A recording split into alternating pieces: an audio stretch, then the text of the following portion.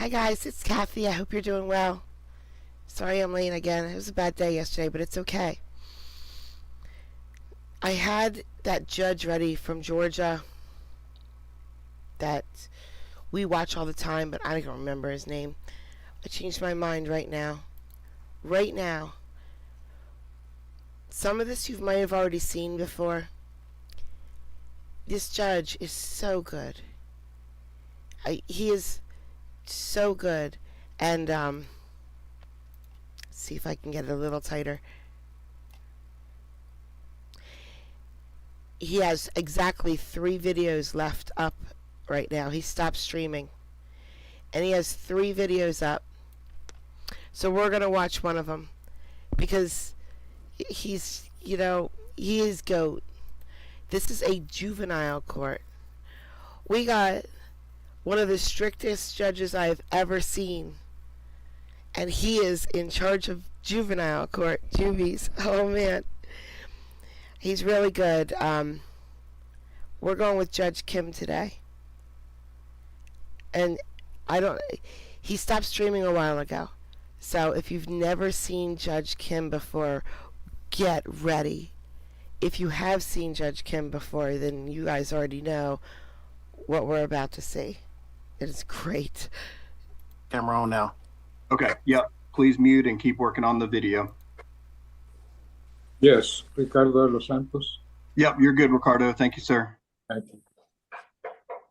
David, how you doing? Hi, Anchu. Hey, doing well. Who was that? That was me, Brad Shaw. Oh, Brad. Yep. How are you doing, sir? You're good. Ray, Okay. You want to check? Hey, everything good? You're good. Thanks. Adler. Good morning. Morning, Frank. Miss Edwards, you think you're good? All right. Keith Smith, have you done a mic check? Yes, I did a mic check. I don't know if you can see me yet. I'm still. Yes, we can see you now. Your video's working. So if you will just get your camera in a stable place, that would be great. Thank you, sir. Gotcha. Detention, juvenile detention. Can you do a mic check for me and a camera check? Mic check, juvenile detention number 3.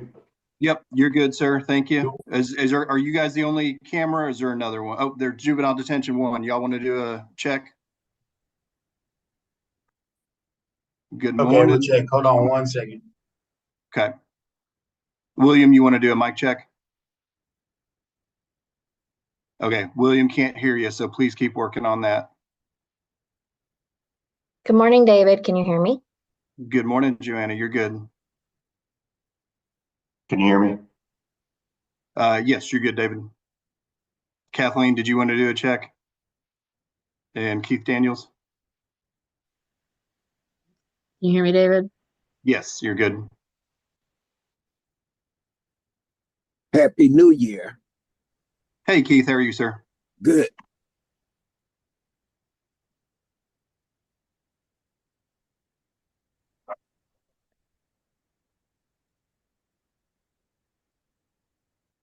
What if I don't want to be happy? What if I just want Can to you be hear us grumpy? now, Ansley?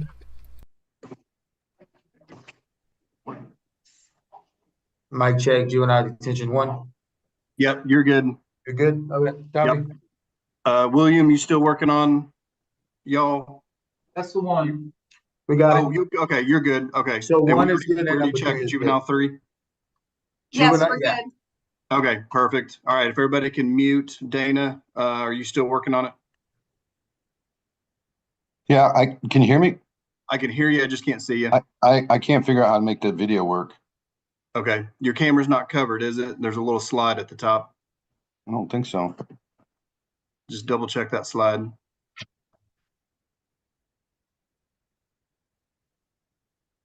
Yeah, I don't see anything. Okay, just keep trying to figure that out. I'm a little rusty on the Zoom. Okay, go ahead and mute your microphone and keep working on the camera.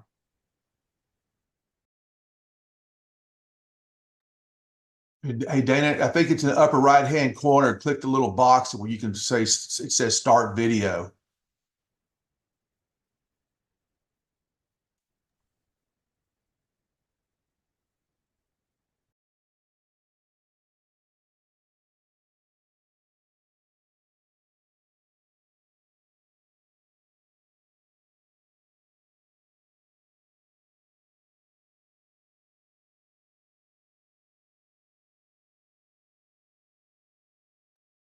Raymond and Teresa, you guys are stationary, correct? Zach, that's Okay. great. That is great. Thank you so much for the memberships. Thank you. Court Cam Archives. I don't know why, but I never rip from them. I try only to go to the source, but you got some great people. Thank you so much for the membership. Man, Twitchy got one right away. So yeah, but guys, Zach just sent me this link. I'm gonna give it to you now, because if you like today, you're gonna love this. Court Cam Archives has a whole playlist of Judge Kim. He's so good. I mean, you'll see. If you guys probably already know. You guys are like, yeah, we know. We love Judge Kim. We love him. Give us more Judge Kim. Because we all just want more Judge Kim. Can you unmute real quick? I'm going to actually put this Okay, we are stationary. in Discord Okay, just making somewhere sure. Thank you. Okay. where we can... Maybe I'll make a channel that says...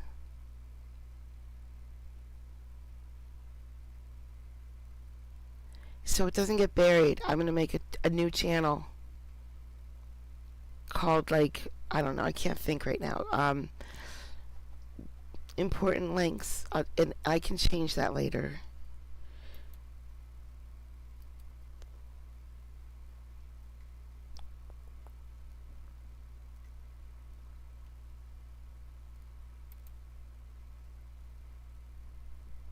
Well, that's not what I wanted to do. Did you ever just press the wrong button and delete everything? No, I didn't delete Discord.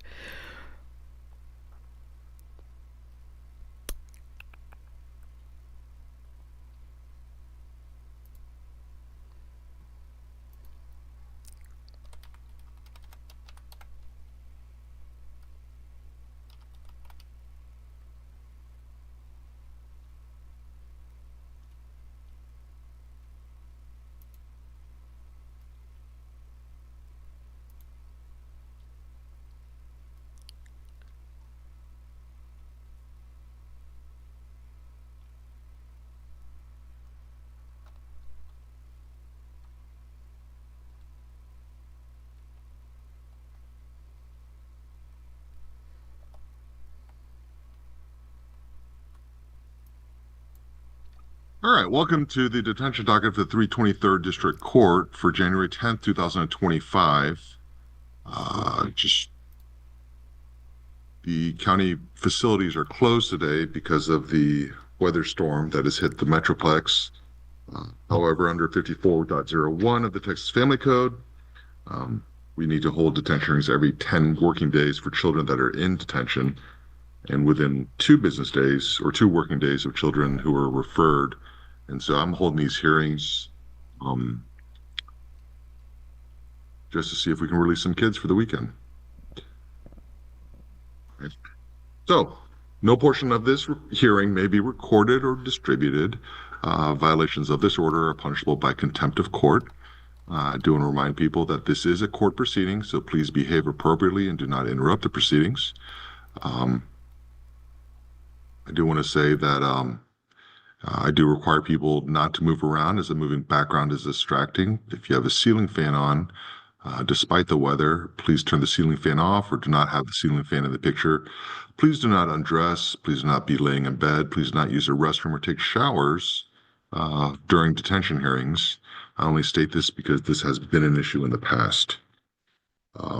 We are broadcasting these proceedings online by instruction by the Office of Court Administration, by instruction by the former Chief Justice Nathan Hecht on the standing order for online proceedings. I, the presiding judge of this matter, am physically inside the courtroom as required by the new statute that went into effect last year. Okay. All right, so this is Samuel. Yes, Your Honor. Okay, Samuel, this is a detention hearing. So when a child's been in custody for 10 days, you have to see a judge, have to make a determination on whether you remain in custody or released in the community while the case is pending. This is not your trial. I'm simply making a detention decision. Mr. Frank Adler is the attorney here on standby for you. Is Brad here? I'm here, Judge. Okay, I'm sorry. Frank, you're fired. Brad is here. Okay. All right, so what's going on? Samuel, you've been here for about 60 days. You're level 1 outstanding for about a month now. Good.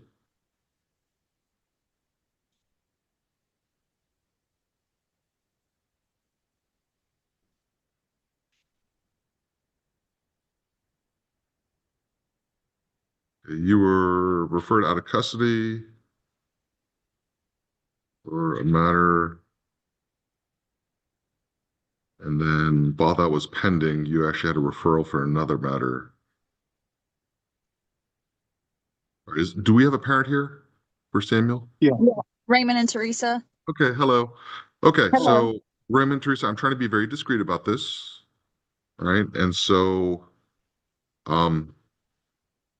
right now CPS is doing investigation, and is there a safety plan for Samuel not able to return to the home at this point? We don't have one currently in place. We're just waiting to see what happens once he's released. So given the nature of this offense, it seems like he's pretty much behaving while he's back here. It's hard for me to continue detaining him. Raymond and Teresa, is there another family member or family friend that can take Samuel in that would provide a safe environment for him to be released to? No. My family lives in Louisiana, and I think Raymond doesn't have family here either. Is there family? I do. Yes, Go sir. ahead. I'm sorry. No, please. I was saying that I have a rental property I could stay at with him. Okay. That would separate our family, but Right. that's an option. Well, your family's kind of separated now with Samuel here. Yeah. So, that rental property is here in Tarrant County? Yes, sir. All right. How would the department feel about that? We would be okay with that.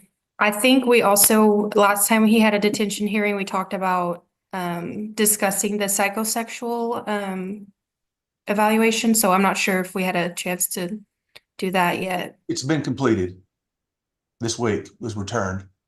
Thank you, Okay. Mr. Shaw.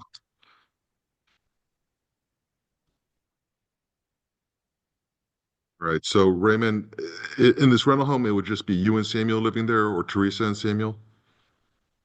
Just me and Samuel. All right. I want to go ahead and do that. Let's go ahead and release Samuel. The condition is he is not to live in a household with any child under 18 years old. All right. Let's go ahead and release. Do not get used to him saying those words. Don't settle down and think, oh, this is gonna be heartwarming. No. And so it would just have to be an adult in there. I will require an electronic monitor, okay, to monitor his travels. I don't know what's going to happen with this case, but I think it's getting difficult for me to make a determination that Samuel would be a danger to others if he's being isolated or separated, living in a home with only adults. All right. Okay. Are there any questions? Judge, are we still having a hearing next week for this case? We may. These detention hearings run separate than the actual regular court settings. So, Brad, do you know if there's one setting next week? I'm not sure if it's next week. I think there's one coming up fairly soon. I just don't have the file with me. I'm at home right now. Good. But I think it's set pretty soon. It may be next week. I don't know. I believe it was on the 14th. Well, then Yes. that could be right. Samuel might know. Samuel, do you have a hearing next week? Yes, sir. I believe it's the 14th. Okay. Judge, it is the 14th. Sure. All right. So I'm signing this release order. I'm also signing an order for electronic monitor. Samuel, Raymond, is that home available immediately for Samuel to return to? Yes, sir. Okay. It's furnished already? Yes, sir. I probably just need to get like, take his bed from our house Right. and furnish it. There's electricity, there's water. So we're ready to go. Yes, sir, Your Honor. So this is what I want to do. I signed the release order. There is a condition for electronic monitor. Now, because the county is closed today, our EM staff is not available. So I'm going to release him to you today, but you need to return on Monday to fit the EM. Otherwise, he needs to stay in that home with only an adult. So Raymond, Teresa, doesn't matter who, or any other adult, but there has to be adult, no children inside the home. All right? Okay. Your Honor, I have a question. Yes, sir. Judge Kim? Yes, sir. Judge Kim, I just want to let you know that we do have EM staff on call and we can strap them today. Okay. Oh, well, y'all are much better than I thought. Not that I thought y'all were good, but you're just better than good. So You know we're good. okay. You know we're good, Judge. Yeah, you got it. So Samuel, we're gonna put an EM on you, release you. So we will be watching. I need to warn you, this EM violation by removing it or violating the EM because of the nature of the offense, I'm particularly concerned. All right, so please do not put yourself in a situation to return back here. Okay? Okay, Your Honor. All right. Anything else for Samuel? No. All right, thank you. Thank Thank you. you, Your Honor. Next is Jorge. Oh, I wonder if he's doing the ones he knows he's going to release He's right here, Judge Kim. first to And he warm did hear the everybody up. admonishments from the last child. Oh, he did? Good. Okay, Jorge, so this is your 10-day hearing. And your attorney is Richard. I should change my name to that because I hate my last name. I hate it because I hate the man that gave it to me. Hate him. I hate my first name and middle name right now because I hate the woman who gave it to me. I should change my name to something middle name Court, last name Vibes. That would be so funny. It's something I would do, but I'm not going to because I'm really lazy. But that's something I would do out of spite. Richard. Yes, Judge. Good morning. Good morning. All right, so Richard, you're 16. Christmas Day, Fort Worth PD responded to domestic. You and your sister's boyfriend were moving a couch. When the couch got outside, there was a rodent. So the two chased the rodent, trying to kill it. 11-year-old sister came outside, angry for trying to kill the rodent. Took a shovel and threw it at your sister, hitting her in the face. When mom confronted you told her to shut up in Spanish, punched her in the stomach.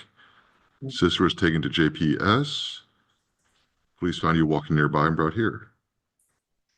Okay, do we have the mother here? No, Your Honor. No? All right. Okay, is he currently receiving his medication here in detention? Your Honor, I visited with my client 3 times and I asked him that question and he said that he was not. And Your Honor, every time we talk, he only speaks Spanish to me. So we may have an issue as to comprehension. Sure. Well,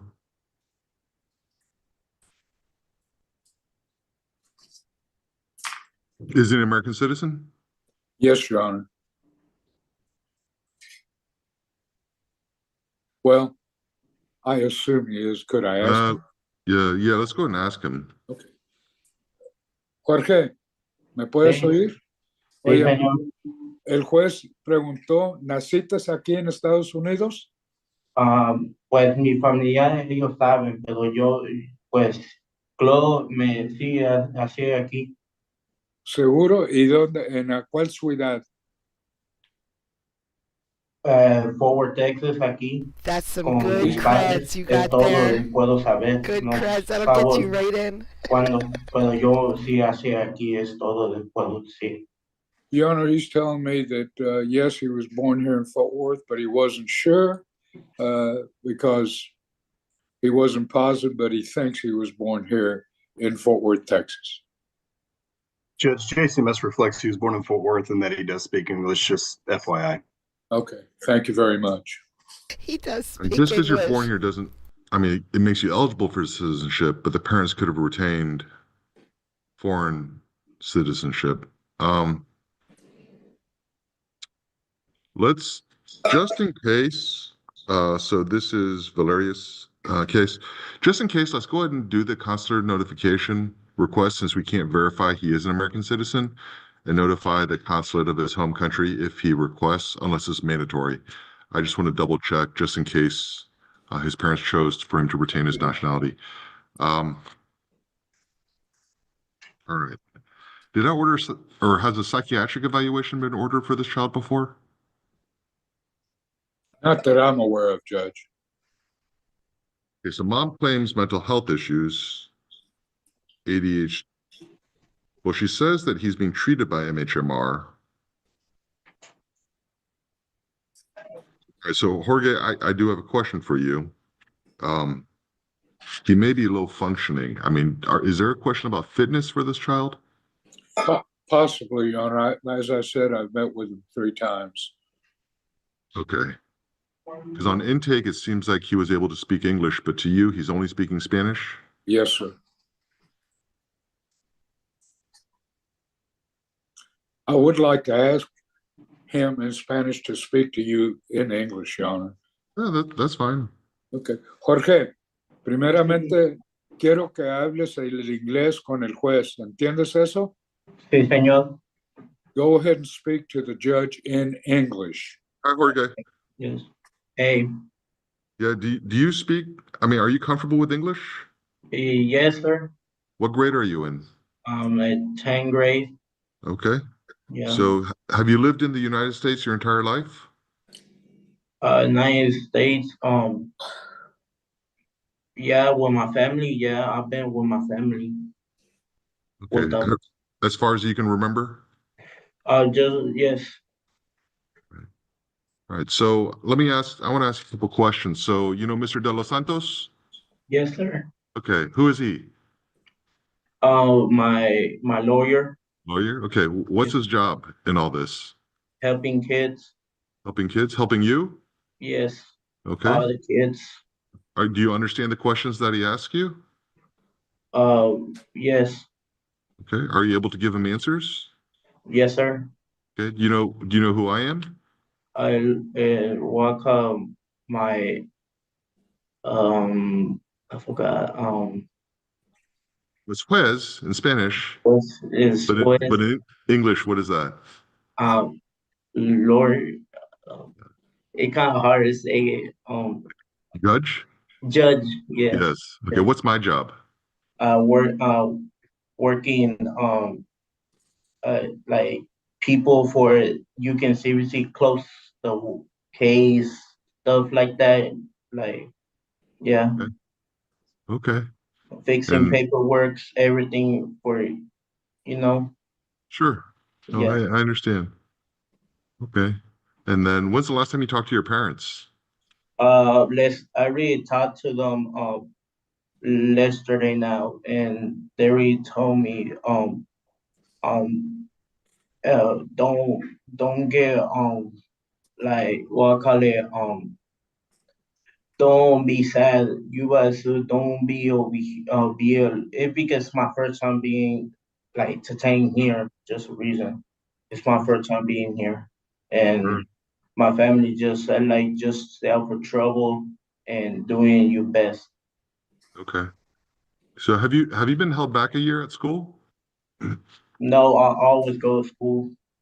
Yeah. No, but did you ever fail a grade? Never. Okay. Are you in the normal classes or are you in the ESL classes? Special classes. Special, what kind of special classes? Like like problem like reading and like math and stuff like I can understand, you know, like right. Yeah. So is it a special class where they give you extra help or is it a special class where they speak in Spanish? And they just give me the English, but the English I don't understand, but the Spanish I do understand just like little bit. But so does the teacher speak in English or does the teacher speak in English and Spanish?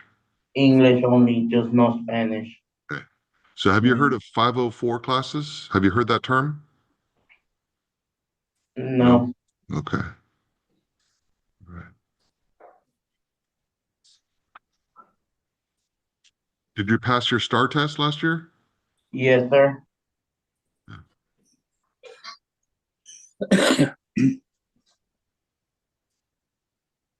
Okay. Um. Oh,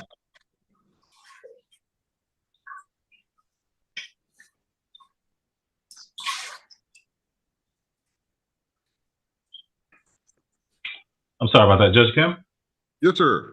Mr. Velasquez is having some trouble chiming in, but he did want me to let you know that they did get releases for Millwood. We just haven't received any of the records yet. But apparently he spent some time there.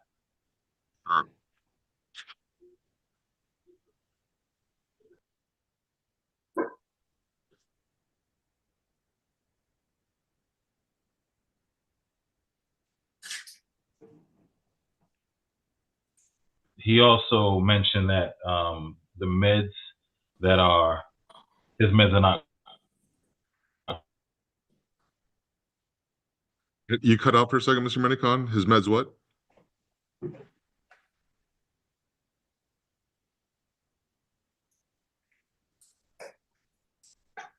Judge, I'll kind of take over. Mr. Velasquez said his meds aren't current, and that he was refusing to take them. No psychiatric has been ordered as of this moment. Okay, well, we're watching little 10-year-olds get yelled at. Okay, he's not 10. CJ and I were pondering something yesterday, and we're going to start a poll today to see what you guys think. So I'm starting a poll for you to click and answer to. I said that for the lurkers who can't see. So they can run over and click.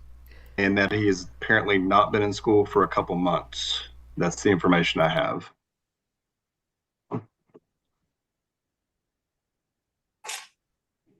So I'm looking at Valeria's report. It says being treated by MHMR for ID. Is that ID meaning intellectual disability?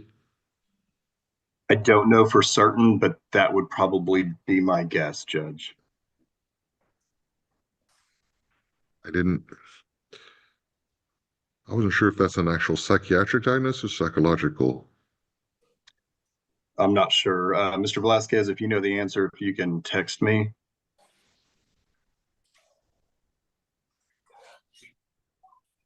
You know, there's also that chat feature that he could use. All right, it's not going to change my decision. So this is where I'm at on this one. So Mr. Velasquez is here. He's just unable to speak. Is that correct? Correct, Judge. So Jorge, I am detaining you. I'm ordering a psychiatric evaluation. I don't know. It seems like there's a problem with medication, whether you're not taking it, or I don't know how recent the prescription was given. So I'm going to order a doctor to see you. Just talk to the doctor. Be honest with the doctor. Also, Mr. De Los Santos, I see what you mean. Let's go ahead and set this for a hearing for a fitness evaluation. Okay. And so if there's a question of fitness, then I can go ahead and order that. I just don't want to get into that at a detention hearing. Your Honor, my question would be, do I go ahead and file for fitness motion? Nope, just come in on Monday when we're open again and just ask Stephanie or Carly or Kathy for a hearing on fitness 55. I can't remember the number. Chapter 55 fitness evaluation. Yeah. So that's close enough. I'll be there Monday morning, Your Honor. Okay, great. Have a good weekend, Mr. De Los Santos. Thank you, Your Honor. May I be Thank you. excused? Yes, sir. Thank you. Demarion.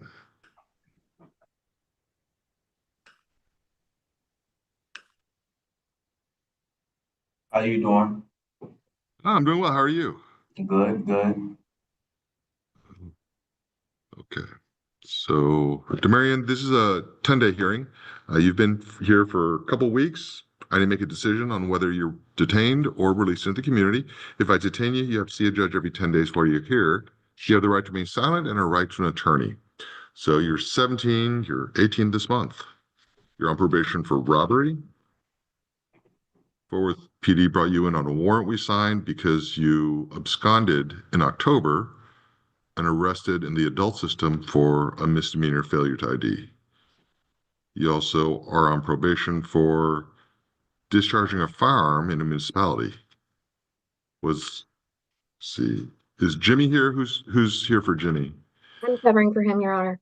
Okay, hello, Ms. Cook. All right, Hello. Karima, no one wants to look up your nose. No one wants to look at the ceiling.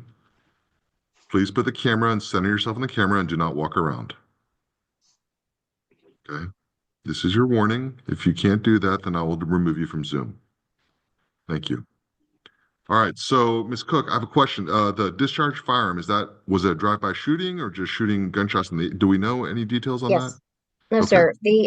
That probation expired in May.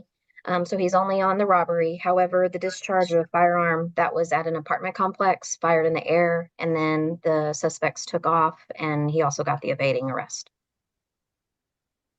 That's also the Robbery. unlawfully carrying I'm sorry. the unlawful carrying a weapon came with that too? Was there It no was- lawful carry weapon? Yeah, there's a UCW, misdemeanor UCW. That's a consolidated I think they're all the same offense date. Yes. So it's probably the same. Okay. The December of My 17, coffee that is ag very assault deadly close. weapon, that was supervisory so caution. happy. Do you have any details on that? I didn't go that far back. I'm sorry. I only No, did that's the fine. 2 offenses. It's 7 years ago. All right. Wait, that would have made him 10. Okay. All right. So, and what happened with the robbery? Can you help me out with that? Yes. The robbery was at school. It was him and 3 other suspects. One of the suspects had a gun. The other went through the kid's pockets. Demarion was identified as the one who went through the pockets, not the one that had the gun. Now he's level 3 confined today. Do you know why he's confined? Yes, sir. He threatened a staff member because he wanted to move pods. He did not physically attempt an assault, but verbally did. Isn't the Holiday Inn? You can't change your rooms. Okay. Do we have a parent here? No, sir. She was out of town. Yeah. You would think it's Zoom. All right. Well, Demarion, I don't think you understand how probation works. I don't think you understand how the court system works. But if you are threatening staff while you were here on a violent offense and you have a prior violent offense, it gives me great concern on whether it is safe to release you to the community or not. Joanna, what happened with his misdemeanor in the adult system? Did he just clear it out and that's why he's here?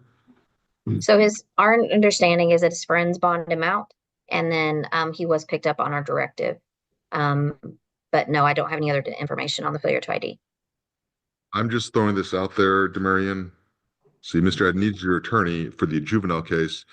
But if you have a bond active on the adult case, you're in custody here at my detention center, but you are not getting credit towards your adult offense because the bond is active.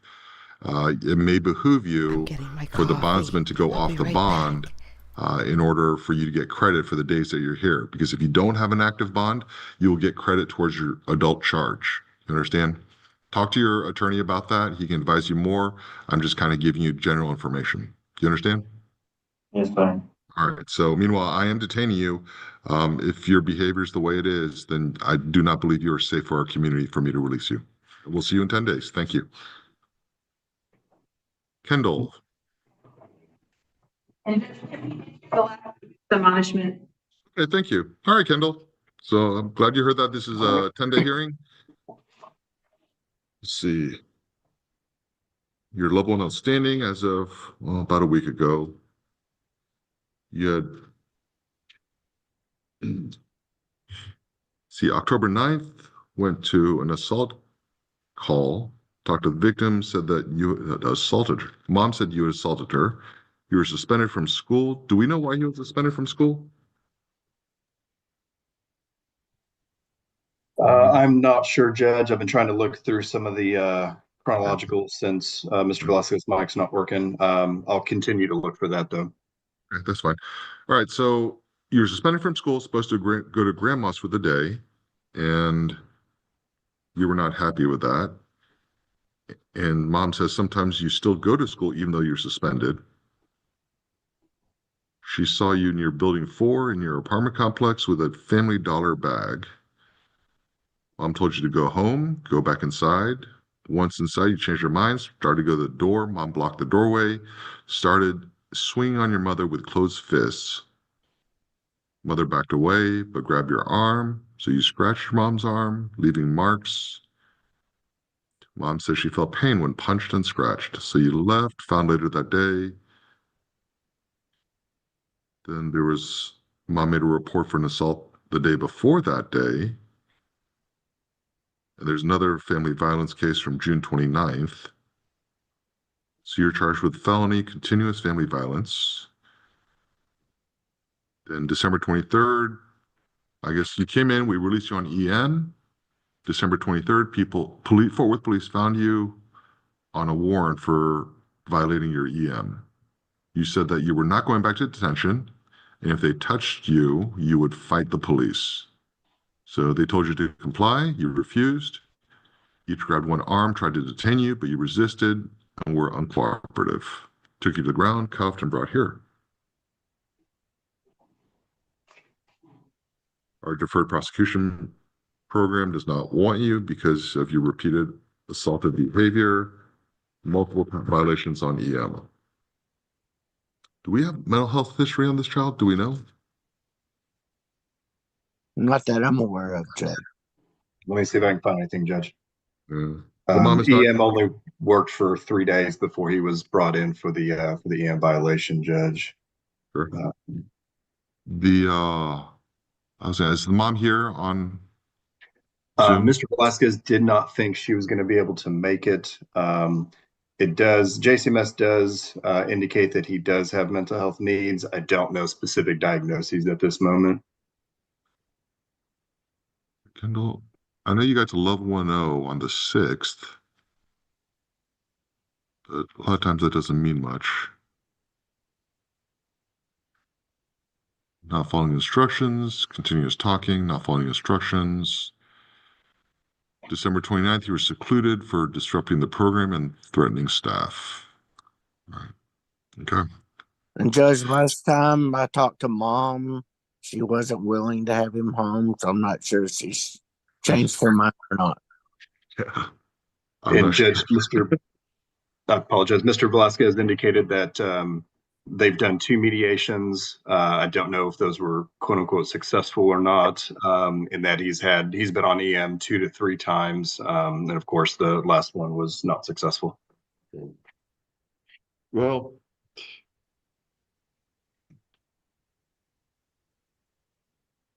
Kendall, I'm going to tell you on this case, if it actually happened, this is likely a probation case, and the probation is going to be based on you having good attitude and having good attendance, right? I need an A in attitude and an A in attendance. Everything else we can work through. But if your attitude is wrong, there's nothing I can do for you because you will not change. And if your attendance is off, nothing I can do for you because you're not where you're supposed to be. There's no way the court can supervise you. You cutting off your EM is you failing attendance. You threatening the staff here in detention is you failing with a bad attitude. All right, show me that you have a good attitude, that you can change, that you're a different person today than you were when you came in here. You go home, you get probation, life goes on. I promise you, your mother would love to have you at home if you were respectful and had a good attitude.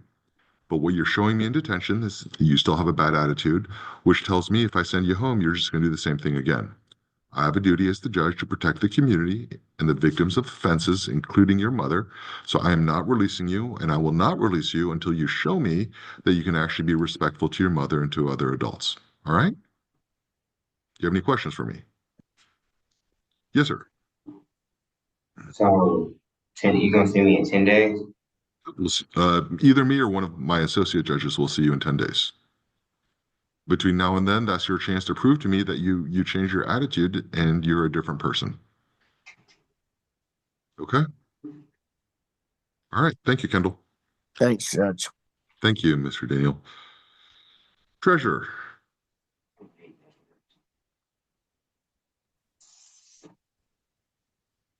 Your Honor, I'm having trouble with my video. Oh, that's fine. I can hear your voice. That's good enough for me, Mr. Victorson.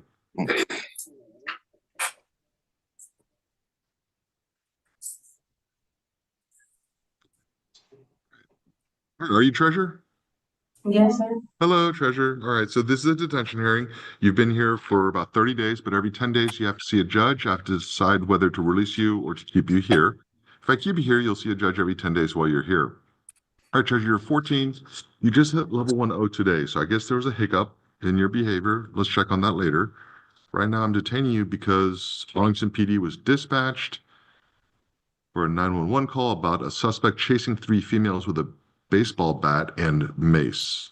Police got on scene, which was a Family Dollar, saw 2 black females get into a Buick, which now had 3 black females. They stopped the vehicle with lights. Driver stopped. They saw the backseat passenger, which was you, give an object which looked like a baseball bat to the driver. They ordered the driver out of the vehicle. 2 juveniles stayed in the car laughing. So the adult told the police that she is a friend of the mother of the 2 juveniles in her vehicle. She was picking up girls from school when 3 black females, who were still in the Family Dollar, approached her vehicle and wanted to fight. It appeared that the adult and 2 juveniles in the vehicle followed the victims to the Family Dollar. They asked the adult about the bat. She told the police that her son plays baseball. They identified the front passenger victims who were upset, sweating, and crying. One said she had been having problems with not you, but the other juvenile in your car and keeps wanting to fight her. Told the SRO at the school, but she still wants to fight. All 3 said they were walking home, saw the Buick. They saw your friend get out of the car, reach for something in the bag.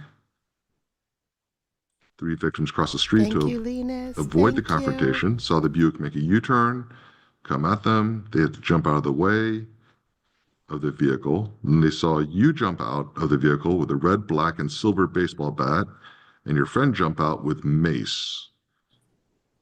3 victims ran to Family Dollar. The manager said 3 victims ran in asking for help and saw you with a bat. Then the adult went in the store yelling at the victims. When the police got there, the adult and you went back to the car. They saw the surveillance from the Jiffy Lube, saw you chasing the victims with a bat, and your friend chasing them with the mace. They went to talk to you and your friend, who were still in the car. You're both laughing, refused to answer questions. Adult arrested. You were detained, brought here. It's just We his have a mother video. here? Yes. Okay, Miss Sims.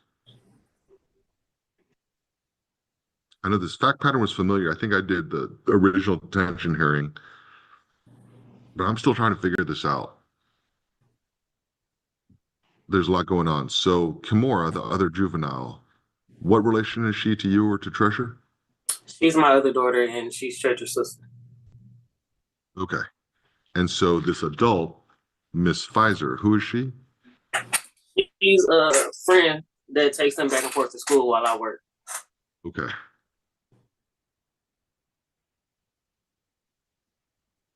So I'm just, there's a lot to unpack. I'm just trying to figure out. So this Miss Pfizer, it seems pretty extreme that you take your car and try and run down 3 girls and then kind of facilitate, like, I guess your daughter's getting out with mace and a baseball bat. Like, tell me more about this fight. Like, how did we get to here?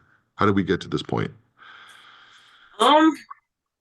It started when Treasure began at Arlington High when 5 girls jumped on her. Well, I guess I'm more talking about Miss Pfizer. I guess that's my big concern right now, because it seems like Miss Pfizer kind of facilitated all this. Like, how do you know Miss Pfizer? I met her when I first moved here. Okay. I first moved here in 22.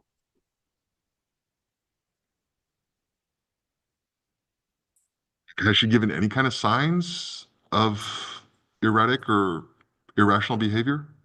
No. She was always helpful, but I mean, I wasn't there the day that it happened. I had just got out of work when she was headed to go get them. But other than that, I didn't even know the way that they said it in the police report. I didn't know it happened like that. I didn't even get to talk to my kids until the police dropped Kimura off here. Yeah, I mean, that's normal. So is Kimura also detained? The companion on this? Let me look into it real quick, Judge. Ms. Sims, is your other daughter detained? Kamora here. She here with me. She's with you. So I released Kimora. Yeah. She's still on an ankle monitor too. Right. How old is Your Honor. Kimora? 16. Okay. Kimura is on probation too, so that might have been part of the reason why she was released, because she's under supervision. Okay.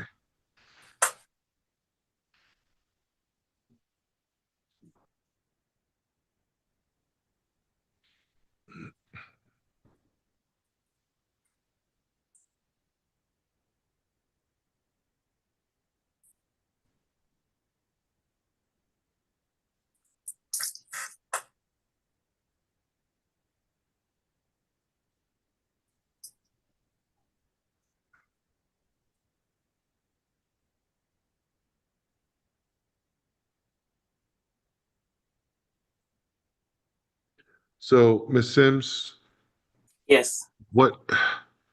how will your daughters get to school if this Miss Pfizer is no longer able to? I am filling them out for homeschool because they having too many issues at regular school with folks trying to fight them or them trying to retaliate because they're getting picked with. Like, it's too much. It's literally too much. Right now, Kimura is at turning point, and Church is supposed to have a hearing on the 13th with Arlington, but I guess it's over the phone via. So they might be sending her to JEAP or something. So I'm not for sure about that until the 13th.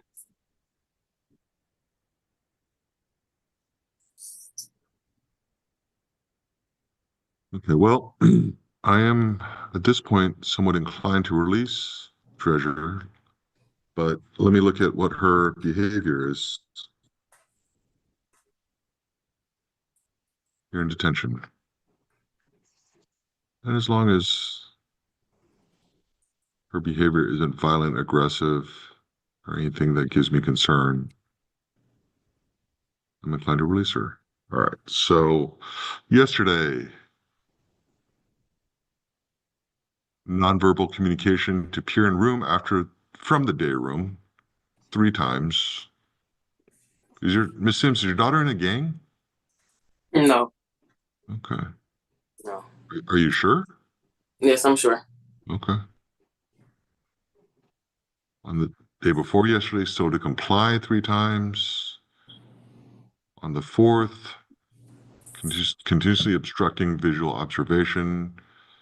I'm guessing that means blocking the window in her room. Let's see.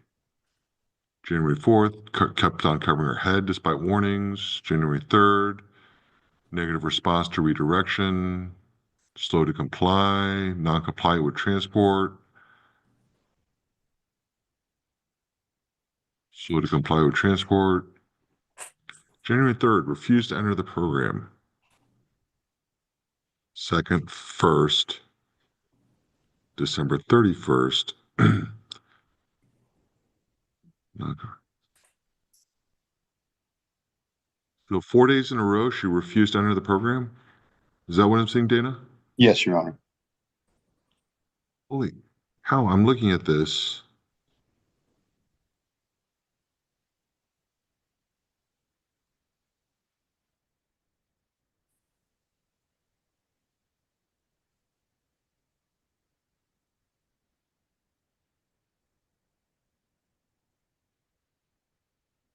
So like, what, about 36 infractions?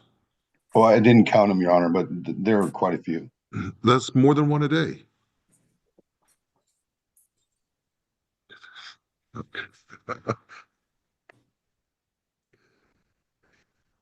It's not good, but Well, he Ms. laughs Sims, at all. given the offense, given that your other daughter was on probation, and it seems like you have a plan in place for your daughter, I was inclined to release her. The treasurer is making it very obvious to me she is not ready for our community. She is going to disrespect your rules, my probation. If she's not going to follow the rules, then probation, there is no place for her on probation.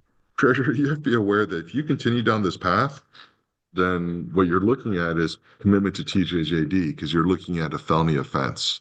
I'm not saying you deserve to go there. What I'm saying is for people that cannot follow the rules of our society, the way our laws work is we remove them from our society. And so if you are going to continually do what you want to do despite the rules, then that leads to, well, things like chasing girls into a Family Dollar with a baseball bat, right? Ms. Sims, I mean, you were saying earlier that your daughter was jumped at school by girls. I'm looking at her attitude here. It wouldn't surprise me that your daughter's continuously getting into conflicts, right? She really needs to change her attitude and be more respectful to other people. She has a very high level of disrespect for our staff, which can only indicate that she has a high level of disrespect for other students at her school. So hopefully on your phone calls with her, you can counsel her, let her know that she just has to keep her emotions in check. Treasurer, I'm just gonna let you know, the only thing you can control is how you react. You can take a situation, you can make it worse, or you can make it better. And what you've done is every day since you've been here, well, more than once a day, you've just made it worse. Start making it better and get out of here. Okay? So I'm detaining you. We'll see you in 10 days. Thank you. Haley. So I'm ending the poll now, and y'all are wrong. y'all picked Matthew. It's clearly Nathaniel. I wasn't allowed to vote, though. I would have been the swing vote. So it just gets worse from here, guys. And if you hear a crying in the background, it's cold and it's raining outside. So there's two of my cats that just do not come inside. They will not. And it's cold and it's raining. When I got my coffee, I grabbed that one cat, brought her inside where it's warm. She's acting like I'm killing her. She's acting like she's over there in intense pain and dying because she is dry and warm, and there's food and there's water and there's no other cats in this room. Can you hear her? I'm sorry, baby. Oh, man. Here we go. There's more, guys. There's more Kim. Hello, Haley. Do we have a parent for Haley?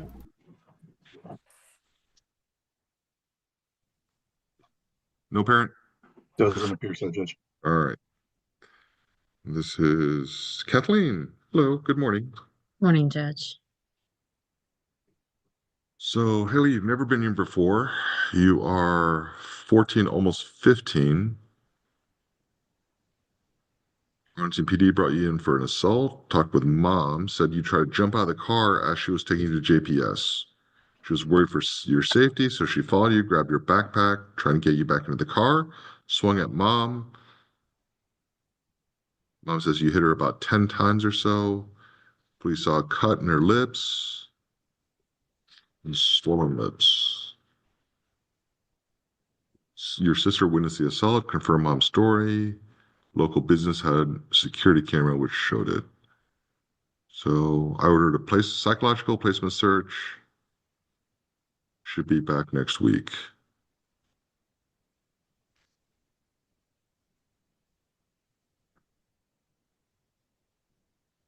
You have a history of running away.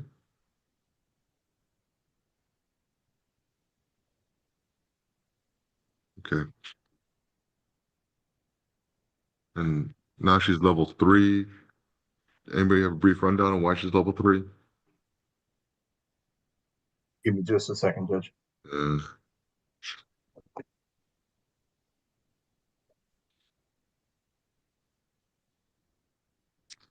Standing in mirror, despite instructions to sit on bed, resident initiated separation, bunch of minors, another resident initiated separation, and then more minors, Judge. She just does what she wants to do. Haley, there are rules. Follow the rules and get back home, get on probation, and you can follow the rules. Or if you can't follow the rules, I keep you here. It's just really that simple. So please tell me change attitude. Look, one of the big concerns is your history of running away and ending up in undesirable places. And so, look, at your age, you don't get to make these decisions. You do when you're 18. So either act like a teenager, act like a child where you're willing to accept supervision, or act like an adult and I'll treat you like an adult. And so a lot of it's just up to you. But I'm just looking for change in you. I'm looking for a change in your attitude. Show me something better and better things will happen. Okay. Okay. All right. Thank you, Haley. Thank you, Judge. All right, Keith.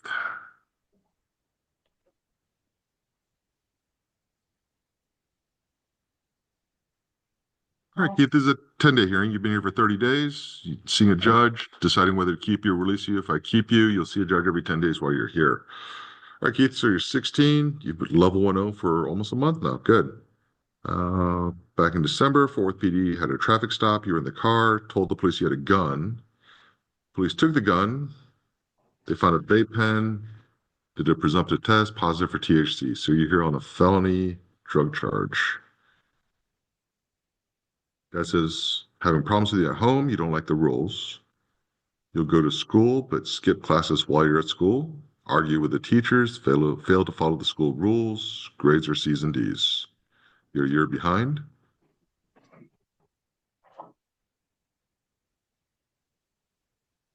The firearm ended up being your father's. The serial numbers matched with your father's firearm. And you denied taking your dad's gun, even though it had the same serial numbers. All right. Do we have Dad, Mr. Smith? Yes, Good morning to you. How are you? I'm fine. All right. So a couple questions for you. So for Keith, have you been able to talk to him while he's been here? He called once, but maybe after Christmas, I want to say, maybe before Christmas. That's the only time he called. Okay. Well, I'm going to ask, how did that conversation go? It really wasn't a conversation. It was just, you're gonna be mad, and that was it. Like basically, Wow. Why were you going to be mad? to find out it was my firearm, maybe. Oh, so that was at the beginning then? Yes. No, I mean, or- I just figured out it was mine now, like maybe a couple days ago. Okay. But that's what he was like. You're gonna be mad when you get home, and like that was basically the whole conversation.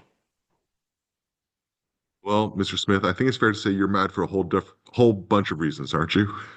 Yes. Okay. Fatherhood. Hey, look, so this is where I'm at, senior dad, is I'm seeing Keith a different attitude while he's been in detention.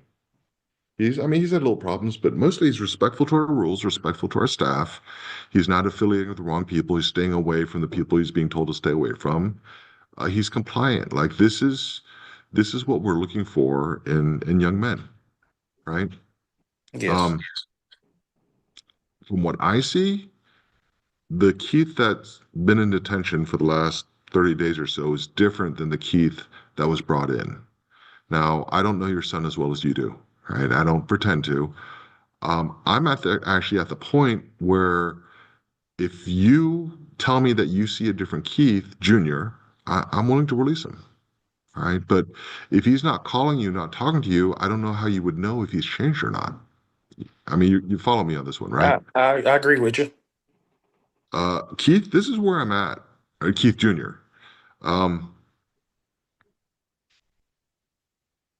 You're showing me that you're the kind of person I think belongs in our community, that you can be respected, like you are able to follow the rules and you can make the choice. You can de-escalate things. I'm going to put it this way. Look, you have the opportunity to make phone calls. Start calling your dad. Be honest with him. Be respectful, right? I'm not saying that your dad is always right. What I can tell you is you're going to have a hard time telling me when your dad was wrong. Is that fair? Yes, sir. All right. So this is my thought. At this point, I'm going to detain you because your attitude is a little bit off. Not your attitude as being disrespectful, your attitude as being humble, right? You need to humble yourself to your father, accept his instruction, understand that he is your dad, he makes sacrifices for you, and that he's there to help protect you and guide you and lead you on the right path. I think your dad's an honorable man. All right, so I'm going to leave this open. Mr. Smith Sr., the probation officer on this case is Angelica. Oh, hi, Miss Edwards. So, Ms. Edwards, this is where I want to be with this one. I want to give Keith Jr. opportunity to reach out to his dad, to talk with him, to have the dialogue. Junior, you're going to have to face the music, right? You're going to have to listen to the music. There's no way around it, right? If this is true, you screwed up, and it's pretty clear that it is true. So, look, there's consequences. You're free to make a choice. You're just not free to choose the consequence. You're going to have to deal with that with your father and with me. Ms. Edwards, where I'm saying on this one is, let's wait for Senior to reach out to you and be like, he sees a different Keith Jr., and then I'm going to release him. Okay? I do want to release him on EM, but a lot of this is it's gonna start with Keith Jr. to open the dialogue, and it's going to end with Keith Sr. to let you know, Ms. Edwards, that it's time for him to come home. All right? Okay. Make sense? Keith Smith Sr.? Yes. Keith Smith Jr., do you understand? Yes, sir. Okay, so honestly, it's going to be twofold. One, Junior, it's going to be about you opening the dialogue and being respectful and convincing your father that the knucklehead from a month ago is not the same person you are now. Fair enough? Yes, sir. Senior, sounds like a good plan? Yes. All right, let's do it. Thank you. Thank you. Judge. They have that conversation today. Whenever Dad pulls the trigger. I shouldn't use that phrase. It's a gun kiss. Sure.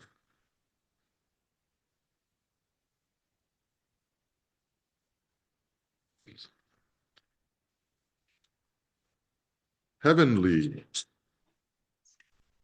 All right, Heavenly, I'm Judge Kim. This is a detention hearing. When a child's been here for 10 days, and you have to see a judge. I have to decide whether to keep you or release you. If I keep you, you'll see a judge every 10 days while you're here.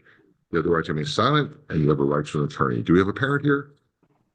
No, Your Honor. Dad is at work. Won't be off until this afternoon. Okay. So, Heavenly, you're 15 years old. You've been here for a little over 2 weeks, and you are level 3.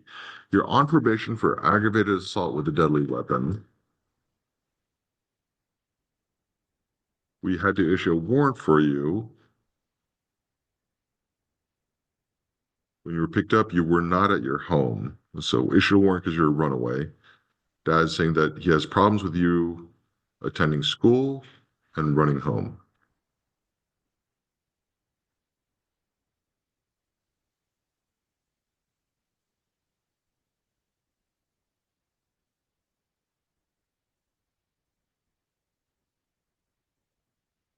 All right. And then you made a threat a week ago that I guess if you're released, you would cut your dad's throat in his sleep.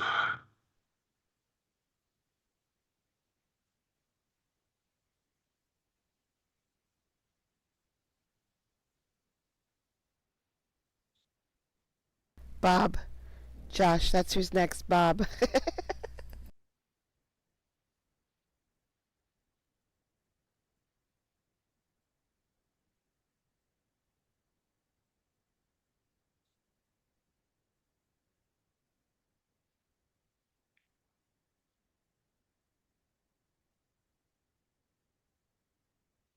So I'm looking at her behavior level. She's level 3, but it's because January 4th she had a major and then just constant daily minors. That's preventing her from going up. That's correct, Your Honor. She's just continuously showing bad decisions, as you would say, Judge. And those are the reports that I get from Dad as well. I was watching your channel the other night. When you had this car wreck. So it was a police chase that ended in this car wreck. And you paused it at the exact right second. It was wicked cool. The car was like flipping a bunch of times. I think it was like an SUV, maybe a Jeep, I don't know. And one of the people inside the car, I don't know if it was the driver or passenger, I don't know, flew out of the car into the air. And that's where you guys paused it. And you guys are talking about the wreck. And one of you, I don't know which one, you were like, hey, is that a body in the air? And it was. You paused it at the exact second where there was this like body in the air. It was an epic pause, by the way. I thought it was professional. Hold on, I'm going to get your link up here.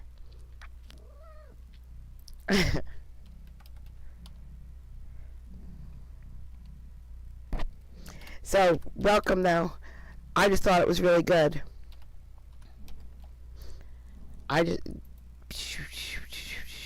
got it. It's right here. I got it. Guys, epic. You want to see some chases? The sound is cutting out because I have a freaking cat on me. Okay. There. And she's really mad at me. Judge Kim, back to Judge Kim. Dad did bring her medication up, Your Honor. She has refused to take it in the last week. I'm not supposed to take it. Well, Emily, this is easy for me then. So either you follow the rules or you don't. You're placed on probation. By being on probation, what you're saying is to the judge, to me, that you don't need to go to TJJD because you're going to follow the rules, wake up every day and say, I'm going to follow the rules of probation. You don't do that, then probation is not right for you. So what you're showing me right now is probation is not right for you. If you want the chance to be in the community and be on probation, then you need to change your attitude now. You have a hearing coming up on your probation violation. I don't know when, probably the next 30 days or so. If by that time, if you're showing me that you're the same person that you are today, then you're not really giving me a whole lot of options. Just as a note on this one, I know Stephanie's gonna go back and try and make notes for this one. I know it's Latif's case. Who's covering for Danielle? I am, Your Honor. All right. If you can just, you know what, I'll just.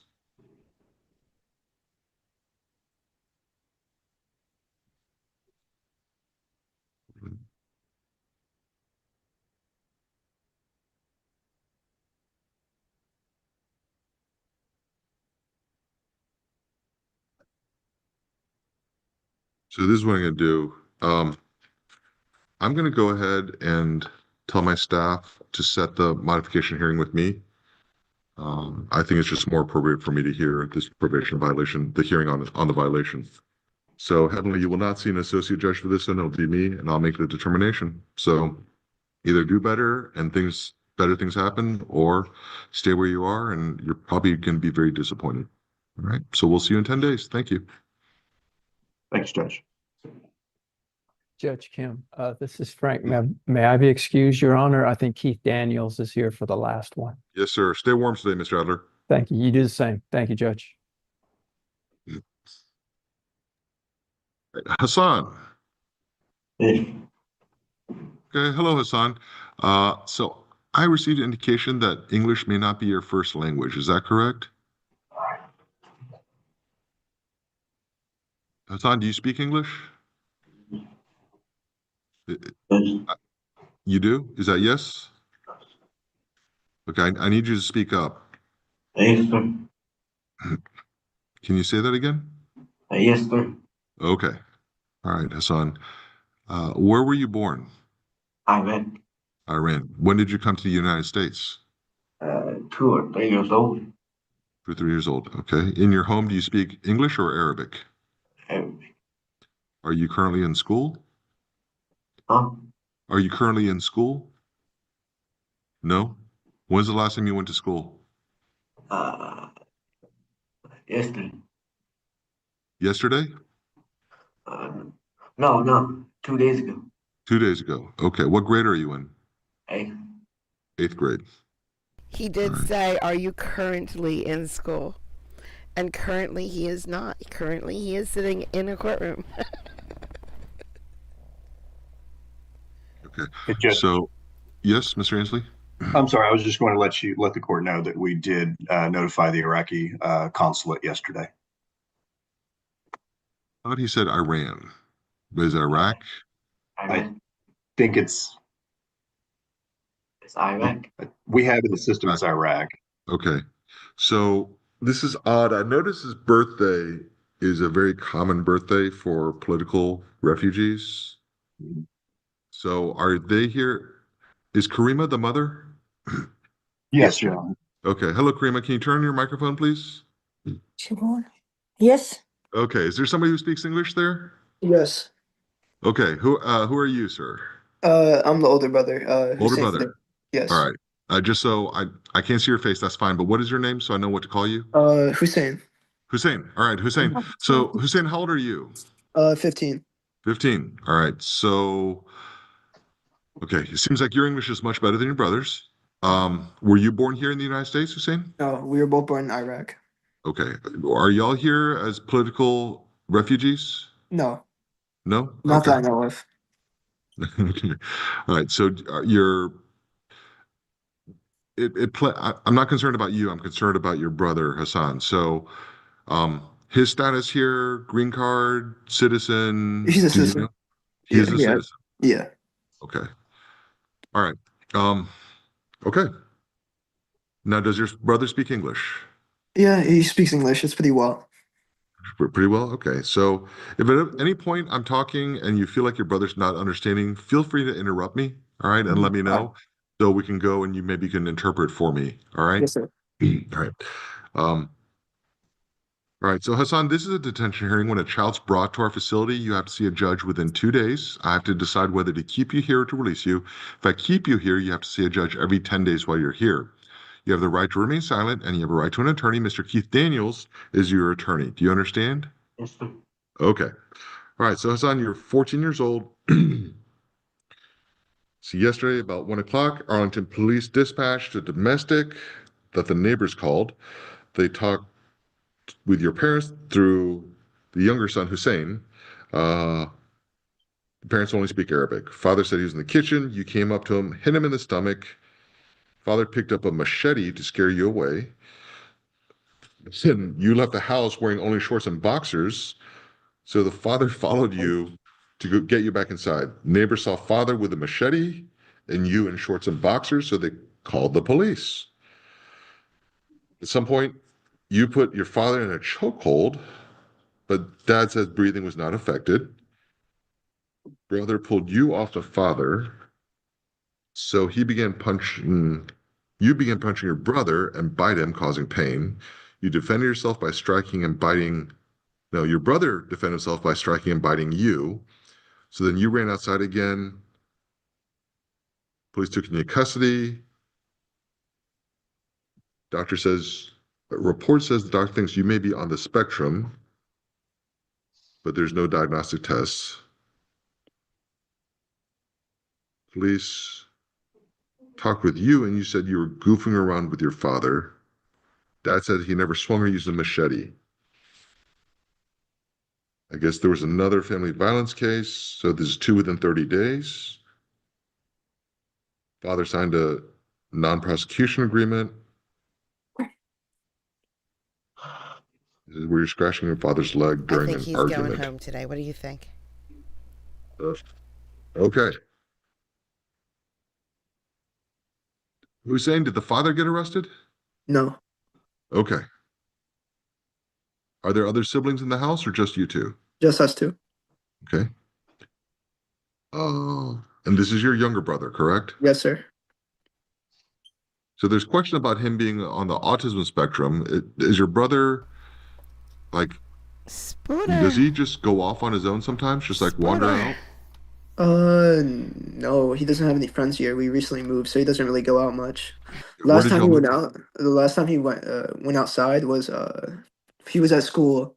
He didn't notify his parents, which was the reason for the last case. He notified his parents where he was, and he was gone for like 2 hours. They were searching for him with the police, and then that's what sparked the argument between him and his father for the previous case. But other than that, after we moved, he hasn't been out at all. So he doesn't like leave the house on his own or anything like that. Hmm. Okay. When you say you moved, where did you move from? Fort Worth. From Fort Worth. Okay. Your Honor. Yes. One more detail that the court may want to know that I did not put in the report is I believe part of the altercation from this occasion began because Hassan has refused to bathe for several weeks. Okay.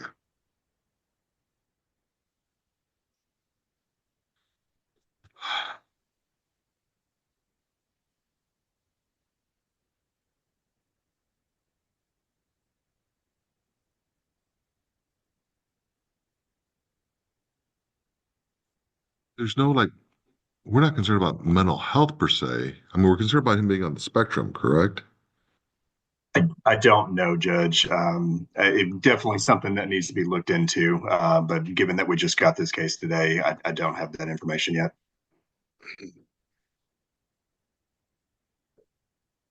Okay, Hussein, you're still there, right? Yes, sir. So now I know these 2 times the police have been called out. Are there other instances with Hassan where he's been assaultive to you, your mom, or your father? No, we've called about him like leaving the house a few times. Like during an argument, he'll like randomly run out. We just called him, but he doesn't really assault. Just Hold on a used second. to. Just a couple minutes ago, I asked you, does your brother just like leave the house? And you said no. Now you're saying he like leaves during Yeah. arguments. What I thought you meant by that was just like randomly leaving a wander, but he like leaves during arguments when he's like scared of the cops. And we say we call him. So if it's just an argument, why do you think he'd be scared of the cops? He probably thinks he's gonna get arrested, something like that. For argument? For just words?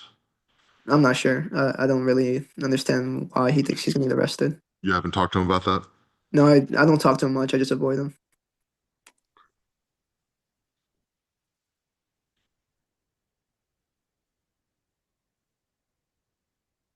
Has he always been kind of aggressive since he was a small child? No, it was when he met his friends at this is a big reason why we moved. Back in the place we used to live at, there was like a really bad like group of kids that he used to hang out with, and they influenced him to do a lot of like bad things. Like before, he used to be a really good child. Like he was very sweet and really he listened to his parents, and but then he eventually met his friends, and then they kind of influenced him to do these bad things and so and such. Right.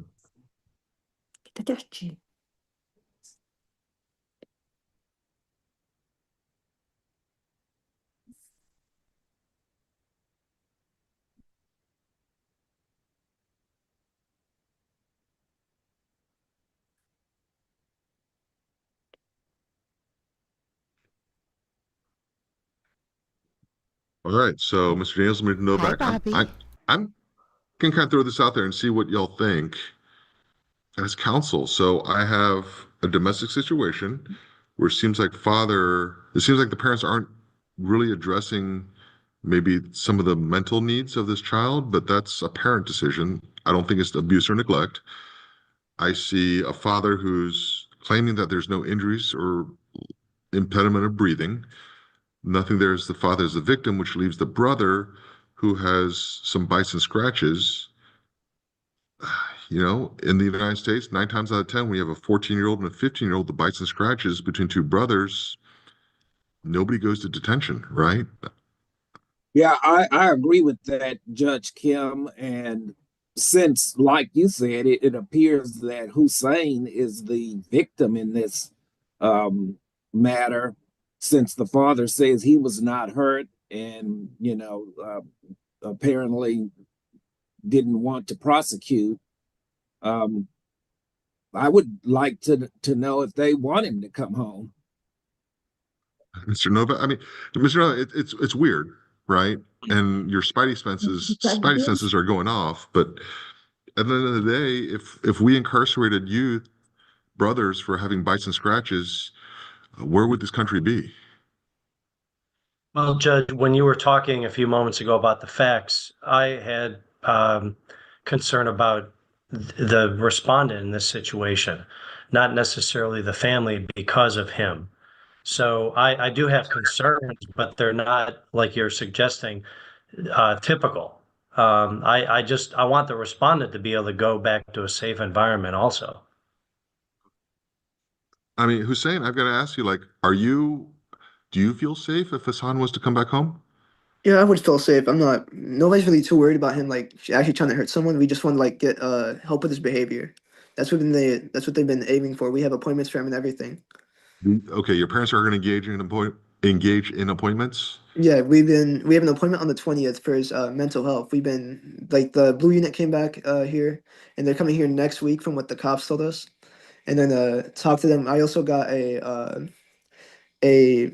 link to a mental health institute from one of the emergency ladies, and Right now, we've had like appointments set up since December, and the following one is on the 20th of this month. I'm sorry. Do you Yes, mind sir. if I just say one other thing? I just want to be clear. When you were reviewing the facts, I have had a concern about the machete. That's really where my antenna went up, and I don't know who owns this machete, but it sounds like the dad was using it, if I understood you correctly, and I have a concern for that. Dad never got arrested. So I'm presuming the police officers who responded found that it was either justified or didn't happen. Or there's no, I mean, they're looking at the PC for ag assault for the father, and if they never did anything, I guess we can only trust our police officers, right? Mhm. This is second weirdest fact pattern.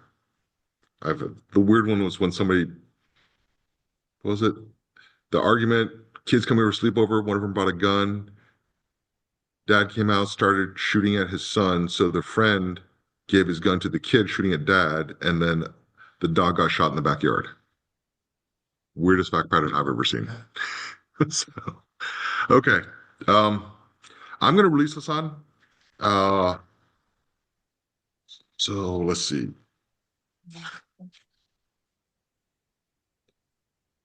So it shows Daniel is who's JPD on this one. It'll be me, Judge, right now. All right. So David, let's do this. Can you have Daniel follow up with the family to make sure they follow through with the mental health diagnosis? If they don't follow through, I'll order the psychological evaluation. It needs to get done. I want to try and let the parents do their job as parents, but if they fail to do so, I think the court needs to intervene. So I think we're going to need that down the road. I think there's some needs that need to be addressed. I don't know how intense the intervention needs to be, but at least we need to get started. So just tell Daniel, make sure he follows up with that. If the parents fail to, notify the court, and I'll order the psychological evaluation. Meanwhile, release Hassan, and then Hassan, hey, listen to me. There's something called coping mechanisms or coping techniques. Look, if you're in situations where you're starting to lose control, you need to figure out a way tequila, that is beer, non-harmful to other people. Okay? I'm missing one important one. Whiskey. I'm so stupid. Okay. Ask for a timeout, like in a basketball game. Okay? Just ask your family for a timeout. Give you a chance to sit on the couch, wind down, gambling, breathe a little bit, obsessive buying, and just let things cool off. Okay, things are never as bad as you think they are. Most things in life can be fixed. Okay, but most of the time it just takes a little bit of time for it to fix. So I'm gonna let you go. Wine is a different monster coping mechanism. So all the liquor that I stated, wine is a different monster. I guess I don't know how to describe it. It's where it's like they say, oh, it's good for you. Oh, you should drink every day. The doctors say it's good. It's like it's sophisticated. Nobody talks about wine as a problem type of thing. If I tell you I drink, 2 6-packs every night, oh, alcoholic. But if I have a couple glasses of wine with dinner, yeah, that's legit. That's fine. Wine is different. It is a coping mechanism, though. And I support that. Ice cream, definitely food. I forgot food. I would go with, but don't pick one or the other, because if you eat, then you ruin the effects of the liquor. Go home, but you have to understand, Hassan. If you come back here and again, that's like 3 times now that I'm looking at assaults with 4 different assaults and 3 police call outs. It's going to be really hard for me to release you. All right. You have to figure out a way to wind down and cool things off. You understand what I'm saying? Take the shop. Hussein, do you think he understands what I'm saying? Yeah, I think he understands. Chocolate. You can ask him if he and understands. cheese and bacon. I had He'll bacon probably last say yes. night. I mean, he's nodding, so I'm assuming that he does. He doesn't talk much, but yeah. Would you like me to translate for my mother real quick? Yeah, especially about the part, and you don't have to translate right now. Whenever we're done, but just let her. Your family probably needs to come out with a technique. It's called a coping mechanism. If it seems like Hassan has impulse control issues, so there needs to be some kind of mutual understanding that, hey, look, if Hassan's starting to lose it, he needs to be able to ask, I just need a timeout right now, right? And everyone just pause. That doesn't mean it goes away. You still have to deal with the problem, but it just gives Hassan maybe 60 seconds, 2 minutes, just to sit and wind down and get composure again. So instead of escalating things, you just pause things, and by pausing, a lot of times things get better. Just make sure that the whole family understands that Hassan may need that. Okay. Yes, sir. Sometimes I need that. So, okay. All right. So I'm saying the release order, I don't see a need for EM because it doesn't seem like he runs away. It just seems like he kind of avoids the situation in, unhealthy manner, meaning shorts and t-shirt when it's 30 degrees outside. Judge, may I ask Hussein a quick question before we end the Zoom? Please proceed. Hussein, can I give you a call at the number that ends in 4758 and I'll go over release information with you? Okay. Yeah. Okay. Thank you. Thank you, Judge. Great. Do you want me to call you right now? Like right after we No, he'll call you. Okay. He has some paperwork to do, but he'll call you shortly. All right. That's fine. All right. Thank you, Judge. All right. Thank you. Judge. Thank you, Mr. Daniels. All right. So that was the last one. This concludes our detention docket for today. Everyone stay warm and hopefully we won't have to do Zoom again for another year.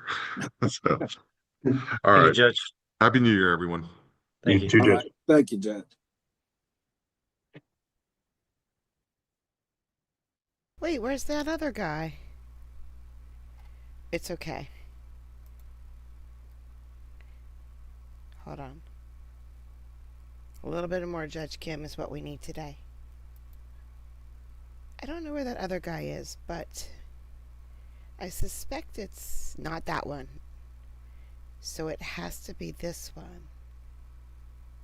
Doesn't look like it's this one.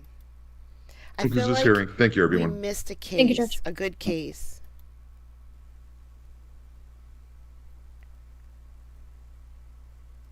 Found the respondent. Okay, so we're now broadcasting these proceedings since we're conducting these proceedings on Zoom as required by Texas statute, the Office of Court Administration and the Supreme Court of Texas. All right, so this is in cause number 113873. Gerard Coleman on a hearing under 54.11 of the Texas Family Code for this court to determine whether this person is transferred to the Texas Department of Criminal Justice to complete the remainder of their sentence or to be or released into the community under supervision or the TDC parole. The court will take judicial notice of the court's file and all of its contents.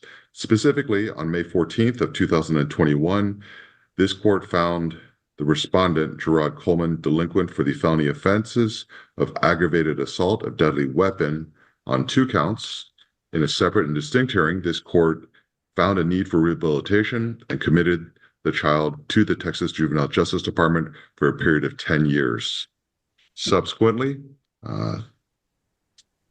this court received notice from the Texas Juvenile Justice Department requesting a hearing to determine whether this person should be transferred to TDC or paroled into the community. We are now here for that hearing. Mr. Coleman, I want to explain what's going on. The law states that when you have not paroled from the Texas Juvenile Justice Department, that you, if by request from TJJD, you are entitled to a hearing before me. I'm the sentencing court to determine whether you should be paroled or not. This is a hearing simply about whether in my discretion, I feel it is more appropriate for you to be paroled or for you to be transferred to TDC to complete the remainder of your 10-year sentence. You do have certain rights at this hearing. You have the right to remain silent. You have the right to have an attorney. You have the right to cross-examine and confront adverse witnesses. You have the right to present evidence and argument, and you have the right through your attorney to examine any report that will be used at this hearing. Now, there are different factors I must consider at this hearing. I must consider the experiences and character of you before and after commitment to the Texas Juvenile Justice Department. I must consider the nature of the penal offense that you were found to have committed and the manner in which the offense was committed. I must consider the abilities of you to contribute to society. I must consider the protection of the victim of the offense or any member of the victim's family. I must consider the recommendations of the Texas Juvenile Justice Department, County Juvenile Board, Local Juvenile Probation Department, and the prosecuting attorney. I must also consider the best interests of you and any other factor relevant to the issue to be decided. At the conclusion of this hearing, I may order your return to the Texas Juvenile Justice Department or transfer to the custody of the Texas Department of Criminal Justice for the completion of your sentence.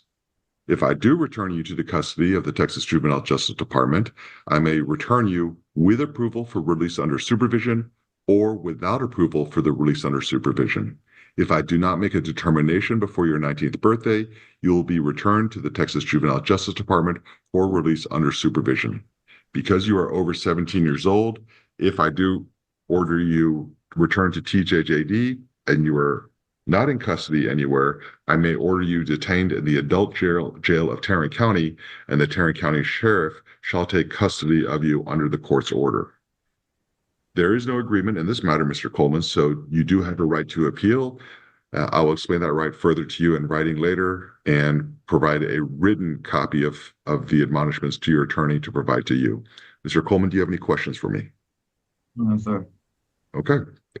All right, let's go ahead and get started. Any matters before we start? No, Judge. No, Your Honor. Okay. Yeah, but Opening Josh, statements? they're comfy because they've been worn by 700 other people before before this one. I waive, Judge. Ms. Herrick. I'll waive, Your Honor. All right, Mr. Sorrells, your first witness. I would call Tammy Coy. Ms. Coy, please raise your right hand. You solemnly swear the testimony you're about to give at this cause currently at trial, you will tell the truth, the whole truth, and nothing but the truth, so help you God. I do. All right, thank you. Mr. Sorrells, please proceed. Thank you. Ms. Coy, can you please advise the court, where do you work? The Texas Juvenile Justice Department. And what is your job title and some of your duties? Zach did. I am the Zach TJJD/TDCJ liaison, and I oversee the Sentenced Offender Department, and we process sentenced offender youth from our agency out to either TJJD parole, TDCJ parole, return to court for required hearings at 19, or return to court for early transfer hearings. And as part of your duties, do you create what's called or compile what's called a master file? Yes, for the court. Okay. And did you have a master file compiled for the court in reference to Gerard Coleman? Yes. Okay. And you provided that to the court and the parties, correct? I believe my staff did, yes. And is Mr. Coleman currently on the Zoom hearing that you're able to see? Yes. Could you please identify an article of clothing that he's wearing and what the moniker or name is on the Zoom window that he's got? He is in an orange and white striped uniform, and it says I Gunter. Judge, I ask that the record reflect this witness has identified the respondent. So reflect. And Judge, at this time, I would like to offer Petitioner's Exhibit 1, which is a CD that contains the master file, and 1A for the record only, which is the sleeve. I provided that to the court, and I previously tendered that to defense counsel for inspection. No Objections to 1 or 1A? No, Your Honor. All right, so 1 and 1A are admitted. Ms. Coy, does TJJD make a recommendation to the court as to if a child should be paroled or transferred to the Texas Department of Corrections? Yes. Sorry, I think I said the title wrong. What's the adult prison system that? Well, it's the Correctional Institutions Division of TDCJ. And TJJD makes a recommendation as to Mr. Coleman, correct? Yes. What is that recommendation? TJJD is recommending that Gerard be transferred to the Correctional Institutions Division of TDCJ. And the basis for that recommendation would be contained in that master file that the court's been provided, correct? Yes. I pass the witness, Judge. Cross-examination.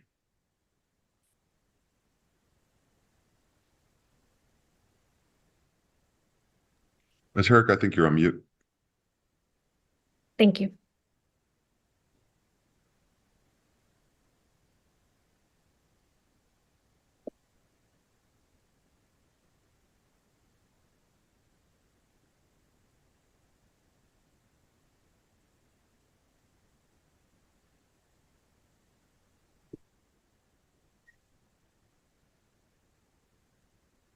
Ms. Coy, when was the recommendation made? And when was the file completed and the recommendation made that he be transferred to the Correctional Institutional Division? The file was made and submitted on August 1st of 2014, or of 2024, sorry. And the original request for transfer, let me see, was made June 18th of 2024. At that time, was it known to TJJD that Mr. Coleman had some outstanding charges pending, Yes, specifically federal charges and some county charges? correct. At the time the recommendation was made, was it known what or if the punishment would be on those federal and county charges? No, it was not. Your Honor, I'll pass the witness. Redirect. Nothing further, Judge.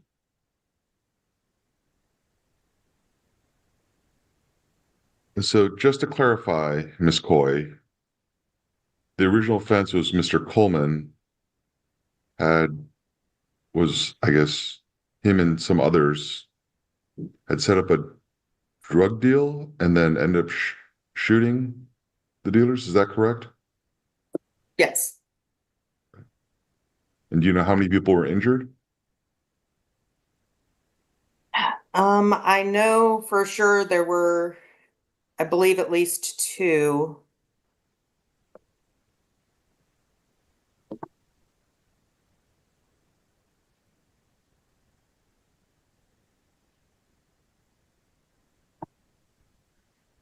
And this occurred outside a gentleman's club. Is that correct?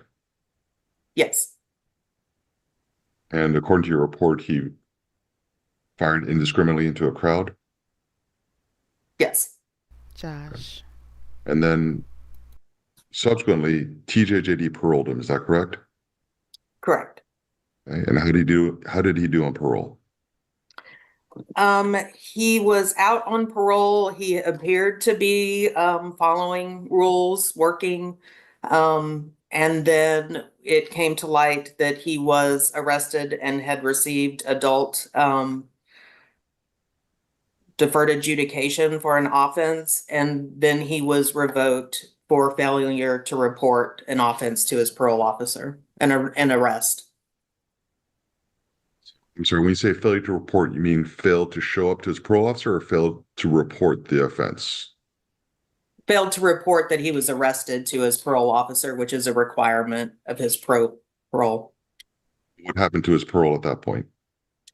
It was revoked, and he was to be sent back for an extension of his stay with us. So I do have a question. So this type of offense, the aggravated assault with a deadly weapon, that's a 2-year minimum period of confinement, correct? Yes. So what happens? So obviously he finished the 2 years, then he was paroled, and his parole was revoked. I've always been curious, does that mean he starts a new MPC, minimum period of confinement, or is he just revoked and then y'all would parole him again if it was appropriate? Is there a minimum period of time or just simply what TJJD feels is more appropriate?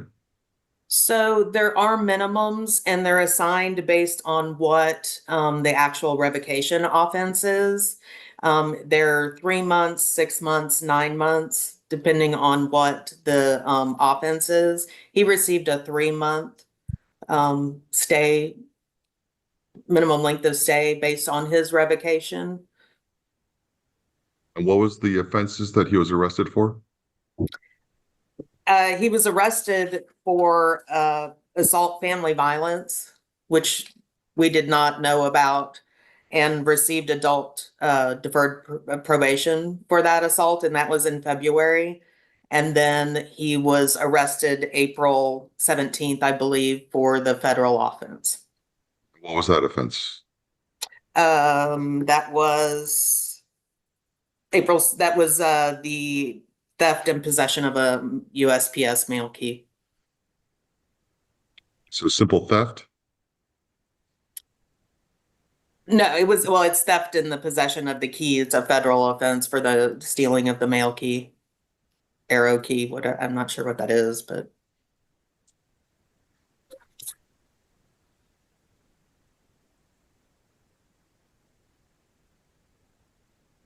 Because I was reading a report and I felt like there was an armed robbery of a postal carrier. Am I missing something? That's what I'm discussing. Yes, that's what I've. Okay, so that also did involve a firearm. Yes, I believe so. Yes.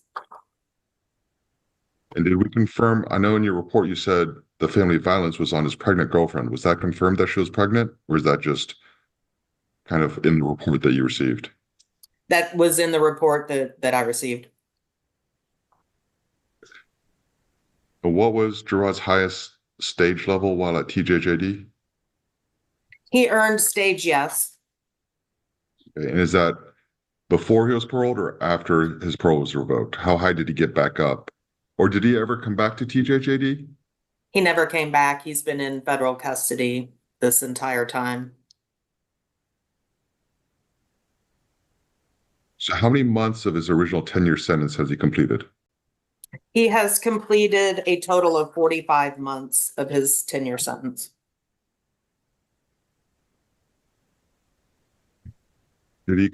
But for him to be paroled, he completed the capital and violent offender program. Is that correct? Yes, sir.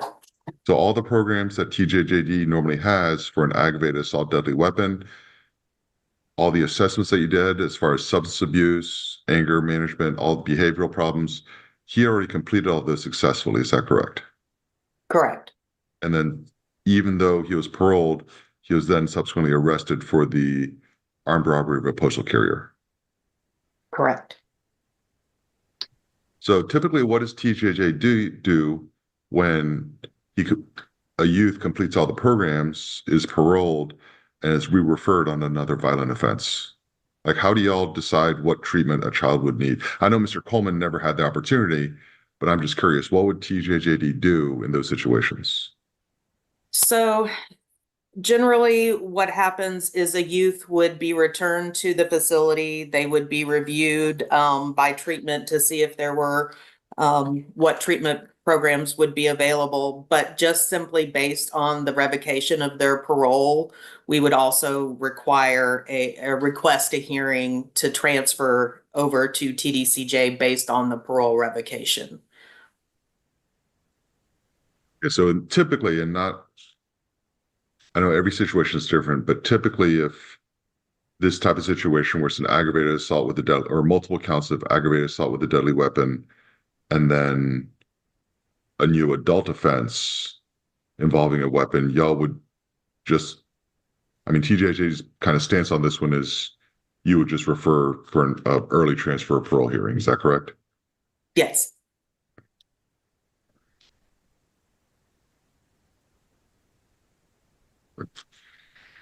Okay, that's the questions I had for Ms. Coy, but traditionally I open it back up. Mr. Sorrells, if you had follow-up questions that I may have triggered anything. I have no follow-up questions, Judge. Ms. Herrick, I want to give you the opportunity as well. Thank you, Your Honor. Ms. Coy, in your review of Mr. Coleman's file, would you agree that during the time that he was at TJJD when he was away from family and during the time when he was on parole, he typically does well when he is not, I guess, living with or staying with or in the custody of his mother, but he keeps going back to her and that's when he has problems again? I can't say that one way or another. I can tell you that he did not have a lot of incidents while he was in our facility. but I mean, his behavior is ultimately his behavior. And I don't disagree with you. I'm just, trying to connect the dots, right? Now when his parole was revoked and he was ordered back to TJJD, his minimum length of stay you said was 3 months. Is it true that was ordered in May of 2024, meaning his minimum length of stay would have expired in August of 2024? Yes. I'll pass witness. So Ms. Herrick actually had a good question that made me think. So when he was he paroled to his mother's home? I believe he was. Just going to ask you to stop for a second. This is one of the frustrations with Zoom. Mrs. Simpson, you are in court right now. Please don't lay on the couch. If you want to participate, I'm happy that you're here, but your face needs to be on camera. This is still court. You still need to show respect for the court. Okay? Thank you. All right, Ms. Coy, you were saying. Was checking. I believe he was released to his mother. All right, thank you. All right, Mr. Sorrells? Nothing further, Judge. Okay, Ms. Herrick, any last questions? Yeah. I'm sorry, I didn't hear you. No, Your Honor. Oh, okay. All right, thank you. Mr. Sorrells, your next witness. At this time, Judge, the state rests. Okay, thank you. Ms. Herrick, your first witness. Yes, Your Honor. I'll call Pia Letterman. All right. Ms. Letterman? Good morning still. If you could raise your right hand, please. Do you solemnly swear the testimony you're about to give this cause currently trial, you will tell the truth, the whole truth, and nothing but the truth, so help you God? Yes. All right, thank you. Ms. Herrick, please proceed. Yes, Ms. Letterman, did you represent Mr. Coleman for the federal charges that he had? I did. I was appointed to represent him. I can tell you the exact date. April 19th. Of 2024? I'm sorry, 2024. Okay.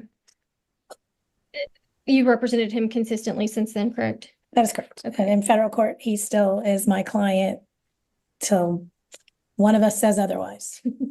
Is it true that he pled true to the federal court charges? So we didn't plead true, but we did accept responsibility and not go to trial on the federal charges. Thank you for correcting my language. And so he accepted responsibility and then was set for sentencing hearing, correct? That is correct. And did you represent him at that sentencing hearing? I did. And do you have that case number for the record? I do. His federal court case number is 4:24-CR-00149-P-1. Do you have some documents here with you that pertain to his federal sentencing? I do. I have I created defense exhibit number 1, which is his entire docket, the judgment and sentence of the court, as well as the I could not include for you the statement of reasons, but I did include the judgment and sentence, as well as his terms of supervised release. And I can't remember who just said this, but it also includes all the docket entries, correct? Correct. Okay. That's been marked as defendant's exhibit number 1 and provided to the state, and also a copy has been provided to the court. We move to admit that exhibit at this time. Charles, any objections? No objection, Judge. All right, the document titled Defendants 1 is admitted. Thank you, Judge.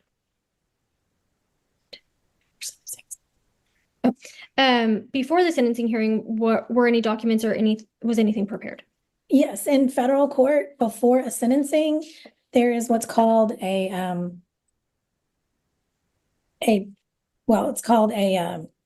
sentencing report, a PSR, a pre-sentence report. So we have to sit down and we get interviewed with client as well as probation, the federal probation officer, and they prepare a federal pre-sentence investigation report, which is submitted to the court for the court's consideration at sentencing. There's probably a lot of information that you learned about Mr. Coleman from that process. Would you agree? There is a lot of information prepared in the pre-sentence report. Okay. To kind of skip back to a question that we just asked Ms. Hoy. Is it your understanding through all the history and all the information that you've learned about Mr. Coleman that when he is either, in custody, but also even when he was on parole, but not living with or in the custody of his mother, that he does remarkably well and is able to follow the rules? But on the other hand, when he is in the custody of his mother, he's repeatedly had trouble. That is correct. And I spoke to Mr. Coleman multiple times.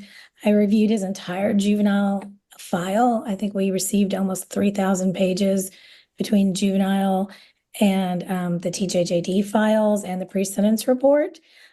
There's no offense to mom, but at 11, 12, 13, 14, it's nothing but mom failing to engage in services and Mr. Coleman getting kicked out of juvenile services because mom refuses to show up to detention hearings. Mom won't show up for meetings with probation. Mom won't take him to counseling or therapy or classes. I did notice also in his file, he was sent to placement and he did extremely well in placement. He was released from placement early and we rewarded him by sending him back to mom, which just once again, mom was reason to believe for neglectful supervision. Mom was reason to believe for abuse and neglect. And we sent him at the age of 13 back to mom. Then we see again in his entire juvenile file, mom not engaging in services and mom not being with him. He went back to juvenile where again, nothing occurred until ultimately he ended up at TJJD. And I believe in the TJJD file, I also saw mom failing to engage in services. And I don't think mom ever visited him or engaged in any therapy or counseling. So when he gets out, he does well for a while. But then again, we're neglected by mom and left to our own devices. That's certainly, I'm sure, something that was emphasized at his federal sentencing hearing. What did the federal court also take into account Mr. Coleman's juvenile history and everything that he has? He did. So the federal guidelines have amended and they have a specific section for juvenile offenders. Judge Pittman summarily rejected that and said he did not agree with the sentencing guidelines or with the youthful offender guidelines. Judge Pittman did state on the record that he was taking into consideration Mr. Coleman's entire juvenile history at sentencing and dismissed the sentencing guidelines amendment, which went into effect Monday.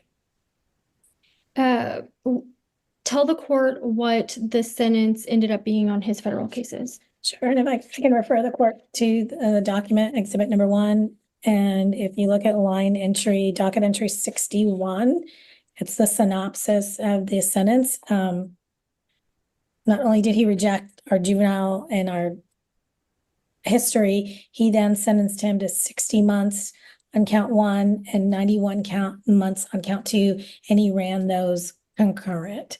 So Mr. Coleman will have to do 151 months in the Federal Bureau of Prisons. You said concurrent, but you meant consecutive. I'm sorry, consecutive. So his 2 federal sentences are to run consecutive, correct? That is correct. Do you know how the Bureau of Prisons will take into account any sentence that Mr. Coleman's given in this case for the TJJD time? By statute, and I can point you to the statute, I just don't have it with me. Judge Pittman specifically ordered that the sentences would run consecutive to any state or local charges. So because he's in the BOP, well, if he was writted to state court for any time, he would not be getting credit on his federal sentence. Do you know if this court is bound by a similar rule? No, like Judge Pittman, this court is not bound by another court's order. This court can do whatever it decides with concurrent or consecutive. So this court could order any sentence that's imposed today to run concurrent with the federal. That is correct. Sentence. Okay. Is Mr. Coleman currently in the custody of the Bureau of Prisons? He is. He's not on writ. Why is that relevant? Again, because he's not on a writ, then he is getting federal credit for this time.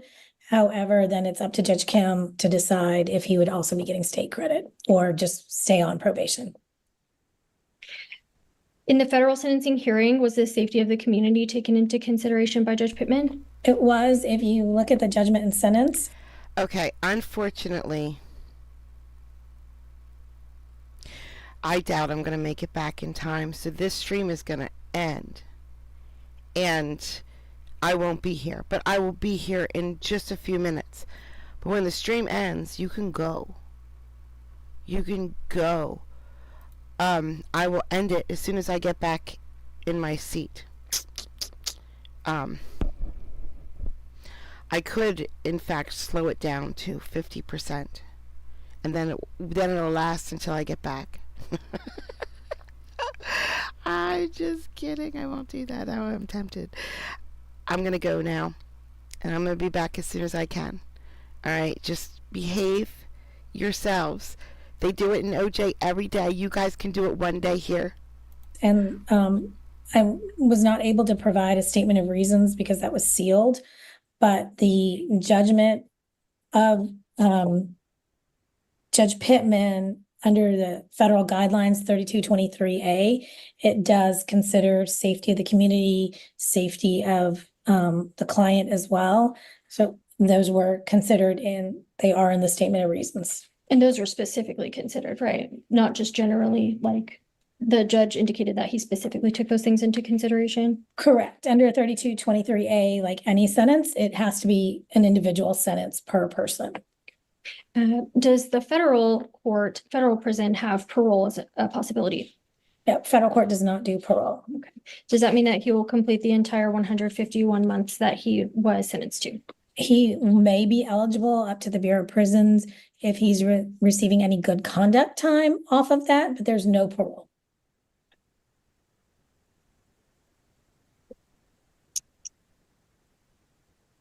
Did you review Mr. Coleman's United States probation sentencing report? We did, and I reviewed those with Mr. Coleman as well. Okay, and did that indicate that the protection of the victims was also taken into consideration by Judge Pittman?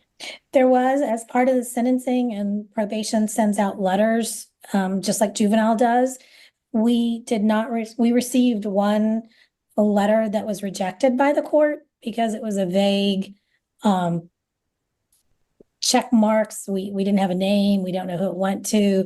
And they just said, my retirement has been affected, but they didn't really we didn't even have a name or anything. So we all pretty much ignored it. We received no other documents from any alleged victim. We received nothing. So in addition to the federal charges that we're discussing, there also was the state charges that he had here in Tarrant County that were pending, correct? That is correct. He was arrested for a couple of misdemeanors, assault on a family member, violation of a protective order, and interference with emergency call. Is that your understanding? That is correct. And then he was also arrested for an unlawful use of a motor vehicle. Is that your understanding? That is correct. Is it your understanding that the unlawful use of a motor vehicle was dismissed? That is correct. And so he only had or has misdemeanor state charges pending? That is correct. And I actually spoke to girlfriend about the car and about the violation of the protective order. And so like most of our cases, they were back together, not realizing the protective order was still in place. And I did speak to Mr. Coleman at length about it as well. And so is it your understanding that the alleged victim of the assault on a family member is still Mr. Coleman's girlfriend? They're still together? Correct. And she did appear at sentencing as well. Okay. She is pregnant now, or maybe just recently had her baby. Is that true? That is my understanding, yes. Is it your understanding that she was or was not pregnant at the time of the alleged assault on a family member? I'm not good at math, and I promise this court not to lie, so I don't know. Fair enough. Did the federal court take into account these pending state charges as well? They did. Judge Pittman specifically referenced them again in line 61 of the docketing sentence. He ordered that they all run consecutive to his federal case. They are also mentioned in the pre-sentence investigation report, which was prepared by probation, and they were taken into consideration in the sentencing guidelines. How do the guidelines work? So in federal court, you have a guideline where you get credit for your criminal history as well as your criminal offense. And because of those federal charges, Mr. Coleman did get points on his criminal history, which is what led to the higher offense, because we got criminal history points. They were just mentioned, and then we also got status points for them. So all of his juvenile history, most of his juvenile history, and then his adult history got him criminal history points. So you're saying his What are status points? So, excuse me, Judge, sorry. So under the federal guidelines, which again, I'm so sorry, Judge, I did not bring my guidelines book. Actually, it's in my briefcase. If you would go grab my briefcase. So you get points for your criminal history. Sometimes they're 3 points, sometimes they're 2 points, sometimes they're 1 point. And that is your criminal history points. So it's a graph. So the x-axis is your criminal history points. He did get points for the term that he was on TJJD for. That was a 3 point on his criminal history. We got 1 point each for the misdemeanors. He had 5 points. And now in federal court, if you have more than 7 criminal history points, it's better for clients now. You get another point just for being that high on your criminal history. But he did not get the last point because I believe our criminal history, he did get the criminal history points, and we ended up with 5 criminal history points. 2 for the juvenile, 1 for the assault, and then 1 for the violation protective order. So with 4 points, he ended up a level 3. And so what that means is on any offense level, we automatically go out 3 columns on our for punishment. So it's just a matrix type of situation. Right. And so his matrix so the highest is a level 6. Because of those 2 other cases, those pending charges, he became a criminal history category 3 with 4 points. So it really affected the guidelines quite a bit. So are you saying, I'm sorry. It's clear as mud. I mean, I can, if you want to admit things of it. It's a tricky matrix, yes. So you go criminal history points this way, and then offense up and down this way. And then where the 2 meet is where your guidelines are. The table, yes. Ms. Herrick, please continue. Thank you, Judge. So, long story short, are you saying that Mr. Coleman's federal sentence was already made higher because of his juvenile and state criminal history? Quite a bit higher, yes. Okay. Now we just heard Ms. Coy testify, and I am probably going to get this number wrong, but is it your recollection that she just testified that Mr. Coleman has around 45 months of credit at TJJD? That is correct. Okay. Which would mean that he would have 75 months left. Is that right? Math? If my math is correct, yes, 75 months. Is that less than the 151 months that he was ordered to do in the federal prison? Quite a bit less, yes. Okay. Does Mr. Coleman have services that he will be required to complete once he's released from federal prison?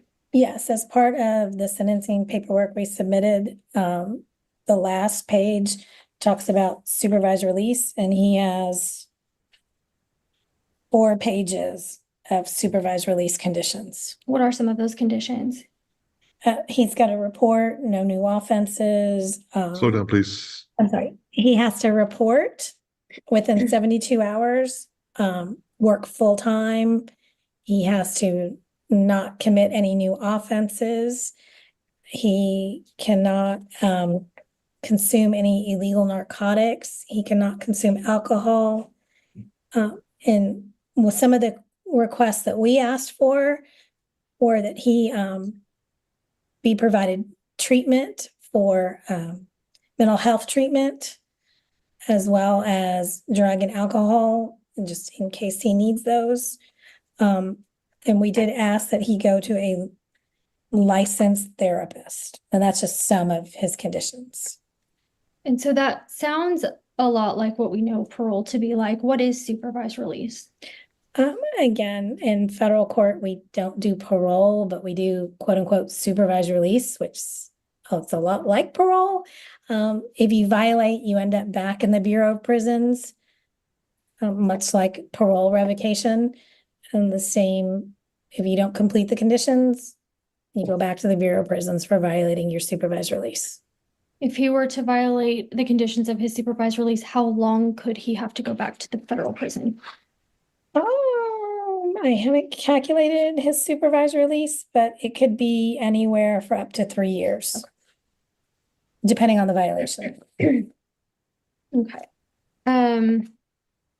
Now, you have been representing Mr. Coleman, of course, while he was awaiting the federal sentencing. And during that time, was he held at the Johnson County Jail? He was. Okay. Did Mr. Coleman take advantage of some opportunities to complete some classes and programs while he's been in the Johnson County Jail? He did, quite a few. What classes and programs has he completed? He did a 1 hour anger management. And again, all these classes are on the computer because they don't actually have services in Johnson County. He did a parenting class. He did anger management. He started his CDL. He started his welding certificate. I want to say there was almost 8 or 9 certificates that are on my phone, but I can't get them to print. But he had done quite a bit. And he did those of his own accord, is that correct? That's correct. He and I had not talked about that, and I wasn't even aware that Johnson County had those on their tablet. What is Mr. Coleman's plan for his life once he is eventually released from custody? We did that also as part of the sentencing and the presentation we gave to Judge Pittman. We've spent a lot of hours together. He is going to do a lot of therapy, a lot of counseling, even when he's released. He wants to do CDL and always, so he can work for himself. He can be a truck driver. He can get into welding. The Bureau of Prisons has several programs. So that way, when he is released, he can have employment, immediate employment, and he won't have to then go to a class or go to counseling. He can be immediately employed as an electrician, a welder with his CDL. Our main goal was not to go back to mom or that neighborhood. He would then be old enough to be out on his own and not rely on mom for services or for anything else. Is it your opinion that his goals are reasonable and achievable? Absolutely. With good support, he's always done really well. I'll pass the witness. Mr. Sorrells?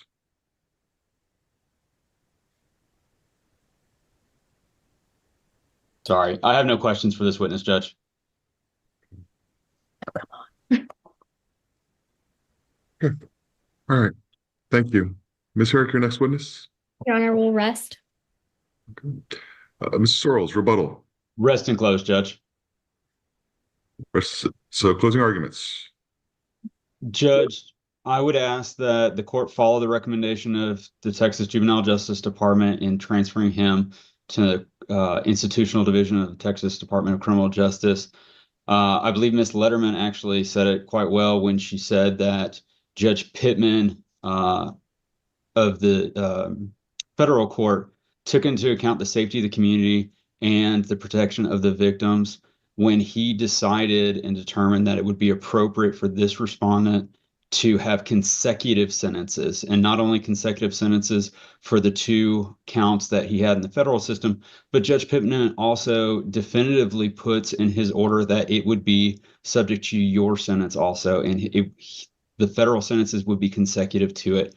I believe he has a lot of the information that this court also has, and he has made that determination. I just ask that this court adopt that same mentality and transfer the respondent to the adult prison system and issue a writ in order for his sentences to be consecutive, as the federal judge has indicated in his order. Although this court is not bound by it, as Ms. Letterman did say, this court does get to make its own determination as to consecutive versus concurrent.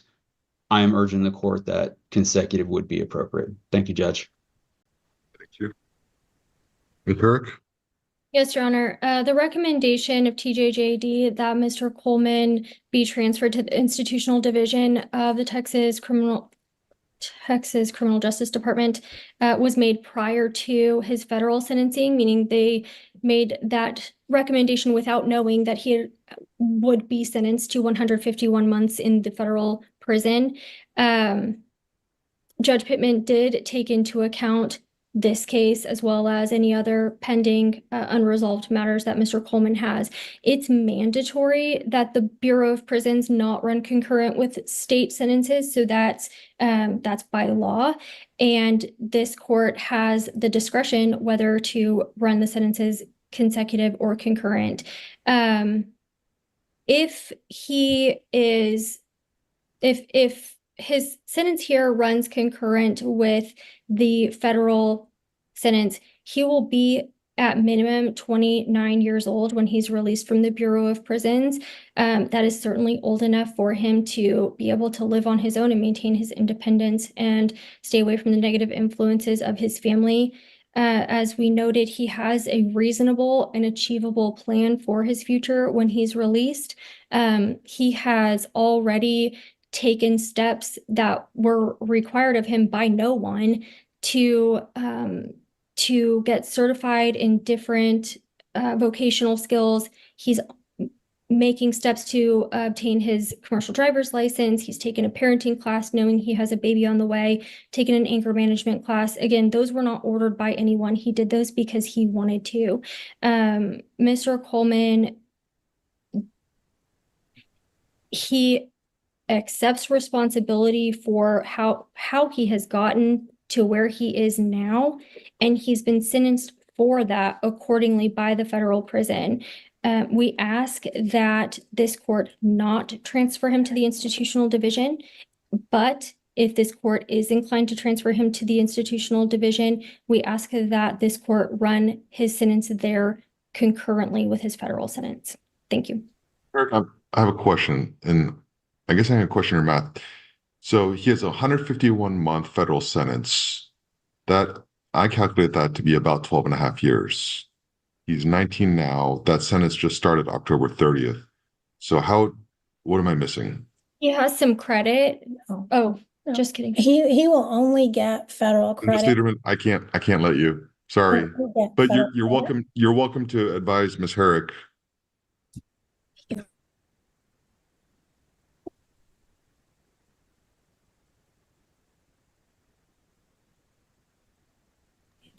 So he might be older, 31. It appears that My math the is wrong. respondent's counsel is not proficient in math. He'll be about 30 or 31. So it's about 12 and a half year sentence. Yep. He has some credit in, but he's probably looking around 31 at this point. Is that correct? Sorry. Okay. All right. No, I want to clarify. So I interrupted you. If you want to go back to you were talking about the classes. No, I finished my argument, Judge.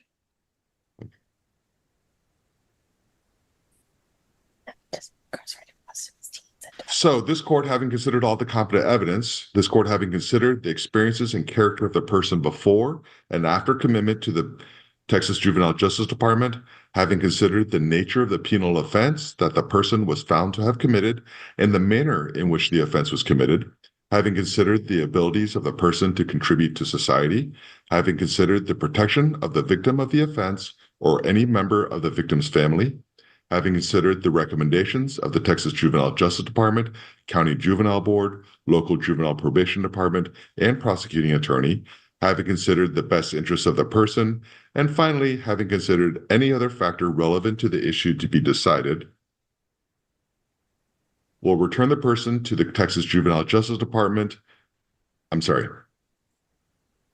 Return the person to the custody of the Texas Juvenile Justice Department without approval for release of the person under supervision. Mr. Coleman, I am transferring you to TDC to complete the remainder of your sentence. However, I am going to run this concurrent with your federal sentence. Mr. Coleman, I'm breaking this up into two different categories. I look at the original offense where you, at 15 years old, you were inside a gentleman's club and there was a conflict and you fired indiscriminately to the crowd, hitting two people, right?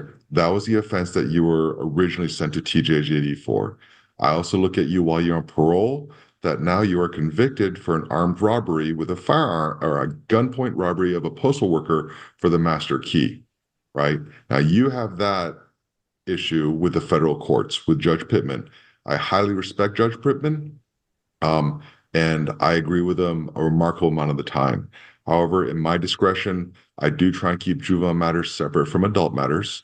I do not feel like an extra 3.5 years in the state prison after you finish your federal sentence will do anything to protect our community more. It would simply be punishment. As a society in the state of Texas, we do not punish juveniles for their juvenile behavior. We rehabilitate them. So if I'm taking the punishment equation out, and my concept or my guiding light right now is simply protecting our community, I do believe after you finish your 12-year sentence with the Federal Bureau of Prisons that I hopefully are mature enough at that point to learn from your mistakes and no longer be a threat to our community. So I do believe the 12-year sentence is appropriate to protect our community. All right, so at the end of this, in the conclusion, I do order you remain in the custody of the Federal Bureau of Prisons for you to complete your sentence there. They will be transporting you shortly for wherever they decide to place you. Now, because there was no agreement, you do have a right to appeal. I do have a document here. You will have a yellow copy. Your attorney does have a duty of mailing that to you at your last known address, but that explains that right to your writing. If you choose to appeal my decision, you may do so by filing a notice of appeal with the Second Court of Appeals located in Fort Worth, Texas. Ms. Herrick, you do have a duty to prosecute that appeal if he so desires. He probably does not want to appeal my decision today. All right. So, but anyways, you do have that right. Anything further for this hearing, Mr. Sorrells? No, Judge. Ms. Herrick? No, Your Honor. Okay, that shall be the order of the court. Mr. Coleman, I hope you learn from your poor decisions and make better decisions in the future. Okay, I wish you the best of luck. Ms. Coy, thank you for being here. All right. All right, that concludes this hearing. Thank you, everyone. Thank you, Judge.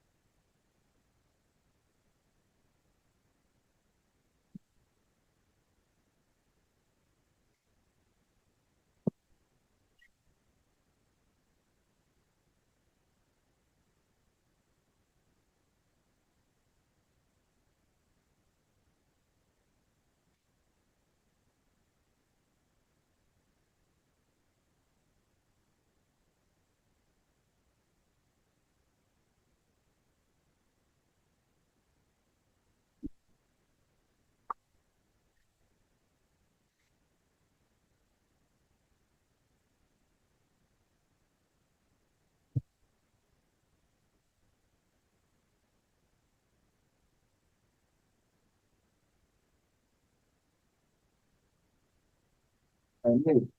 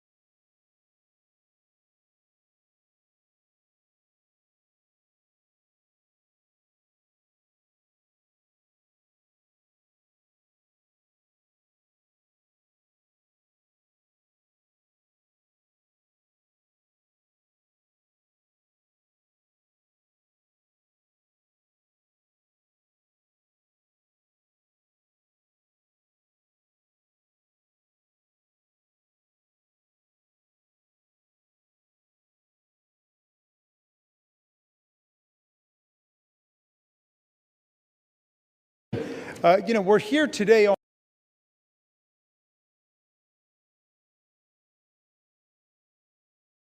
Concludes this hearing. Thank you, everyone.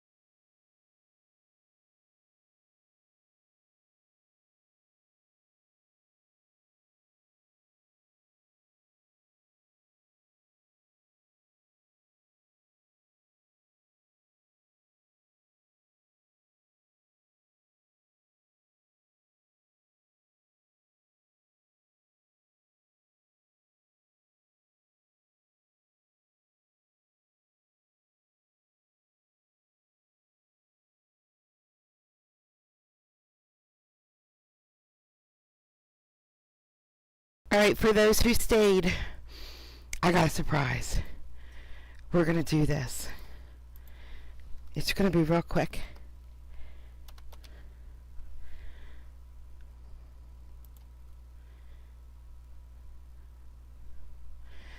None of that is right. No! My bad.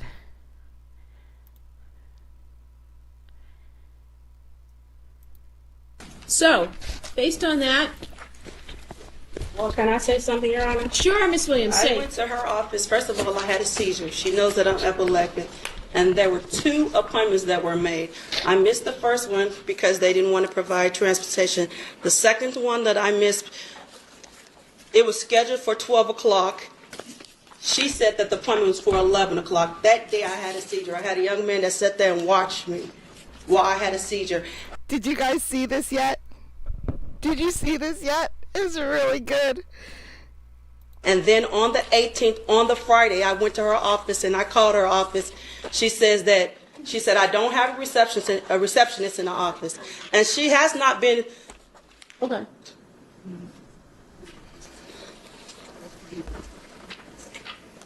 Oh, so it wasn't her? No, so I'll put it on. You didn't get a dishonorable discharge. She didn't get a dishonorable. Okay, because I didn't see anything Yeah, like she didn't. that. It was Okay. merged with the other ones. Okay, so you had an appointment, you had seizures. So I had a seizure. Somebody watched me. She said that the appointment's for 12 o'clock, and then she said it was scheduled for 11 o'clock. So what I did was I went down there on the 18th to meet with her to see if whether or not she would see me, because I needed to see a psychiatrist. I really did. I needed to see a psychiatrist because I had already saw the psychologist, Sussman, Dr. Sussman, who had declared me competent. So She ain't they're saying competent. they need three different opinions. Dr. Joseph White said that I was bipolar. Dr. Sussman said that I was competent to stand trial, and Dr. Bradley doesn't like me. Okay. So she did. She's remanded into custody. And Christina, get And I have an somebody, get somebody appointment. else to You're do the, other than Bradley, to do the evaluation. And how long will it take? do you think, And 2 weeks? here we go, guys. 2 weeks. And Judge, she'll be As soon as released she's, after that evaluation. because we have Sussman, right? You have an evaluation on file. Okay, so we've got the Sussman eval. No, hold on a second. I'm not done talking. Yes, you I are. got kids and let me go. I got kids and responsibilities. Fuck y'all. Let me go. Let's go. No, let me Oh, let me go. Let me go. Quit resisting. Come on. I pressed the button. I was going to. Control. I never pressed the button before. We're coach for. We got enough units. Enough of you guys abusing me and throwing me in jail like I'm a fucking animal. I got kids and responsibility. I don't have time for this trial. Come on. Bitch trying to accuse me of something I didn't do. Calm down. I've had 3 evaluations. That should be enough to satisfy the court's arguments. Tired of these trifling judges.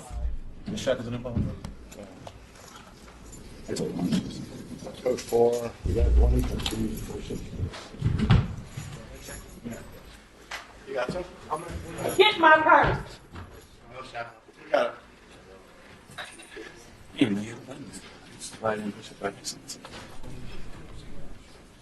Block out the door. Block out the door. Set it down. Get my purse. Thieving ass motherfuckers. You alright? Yeah.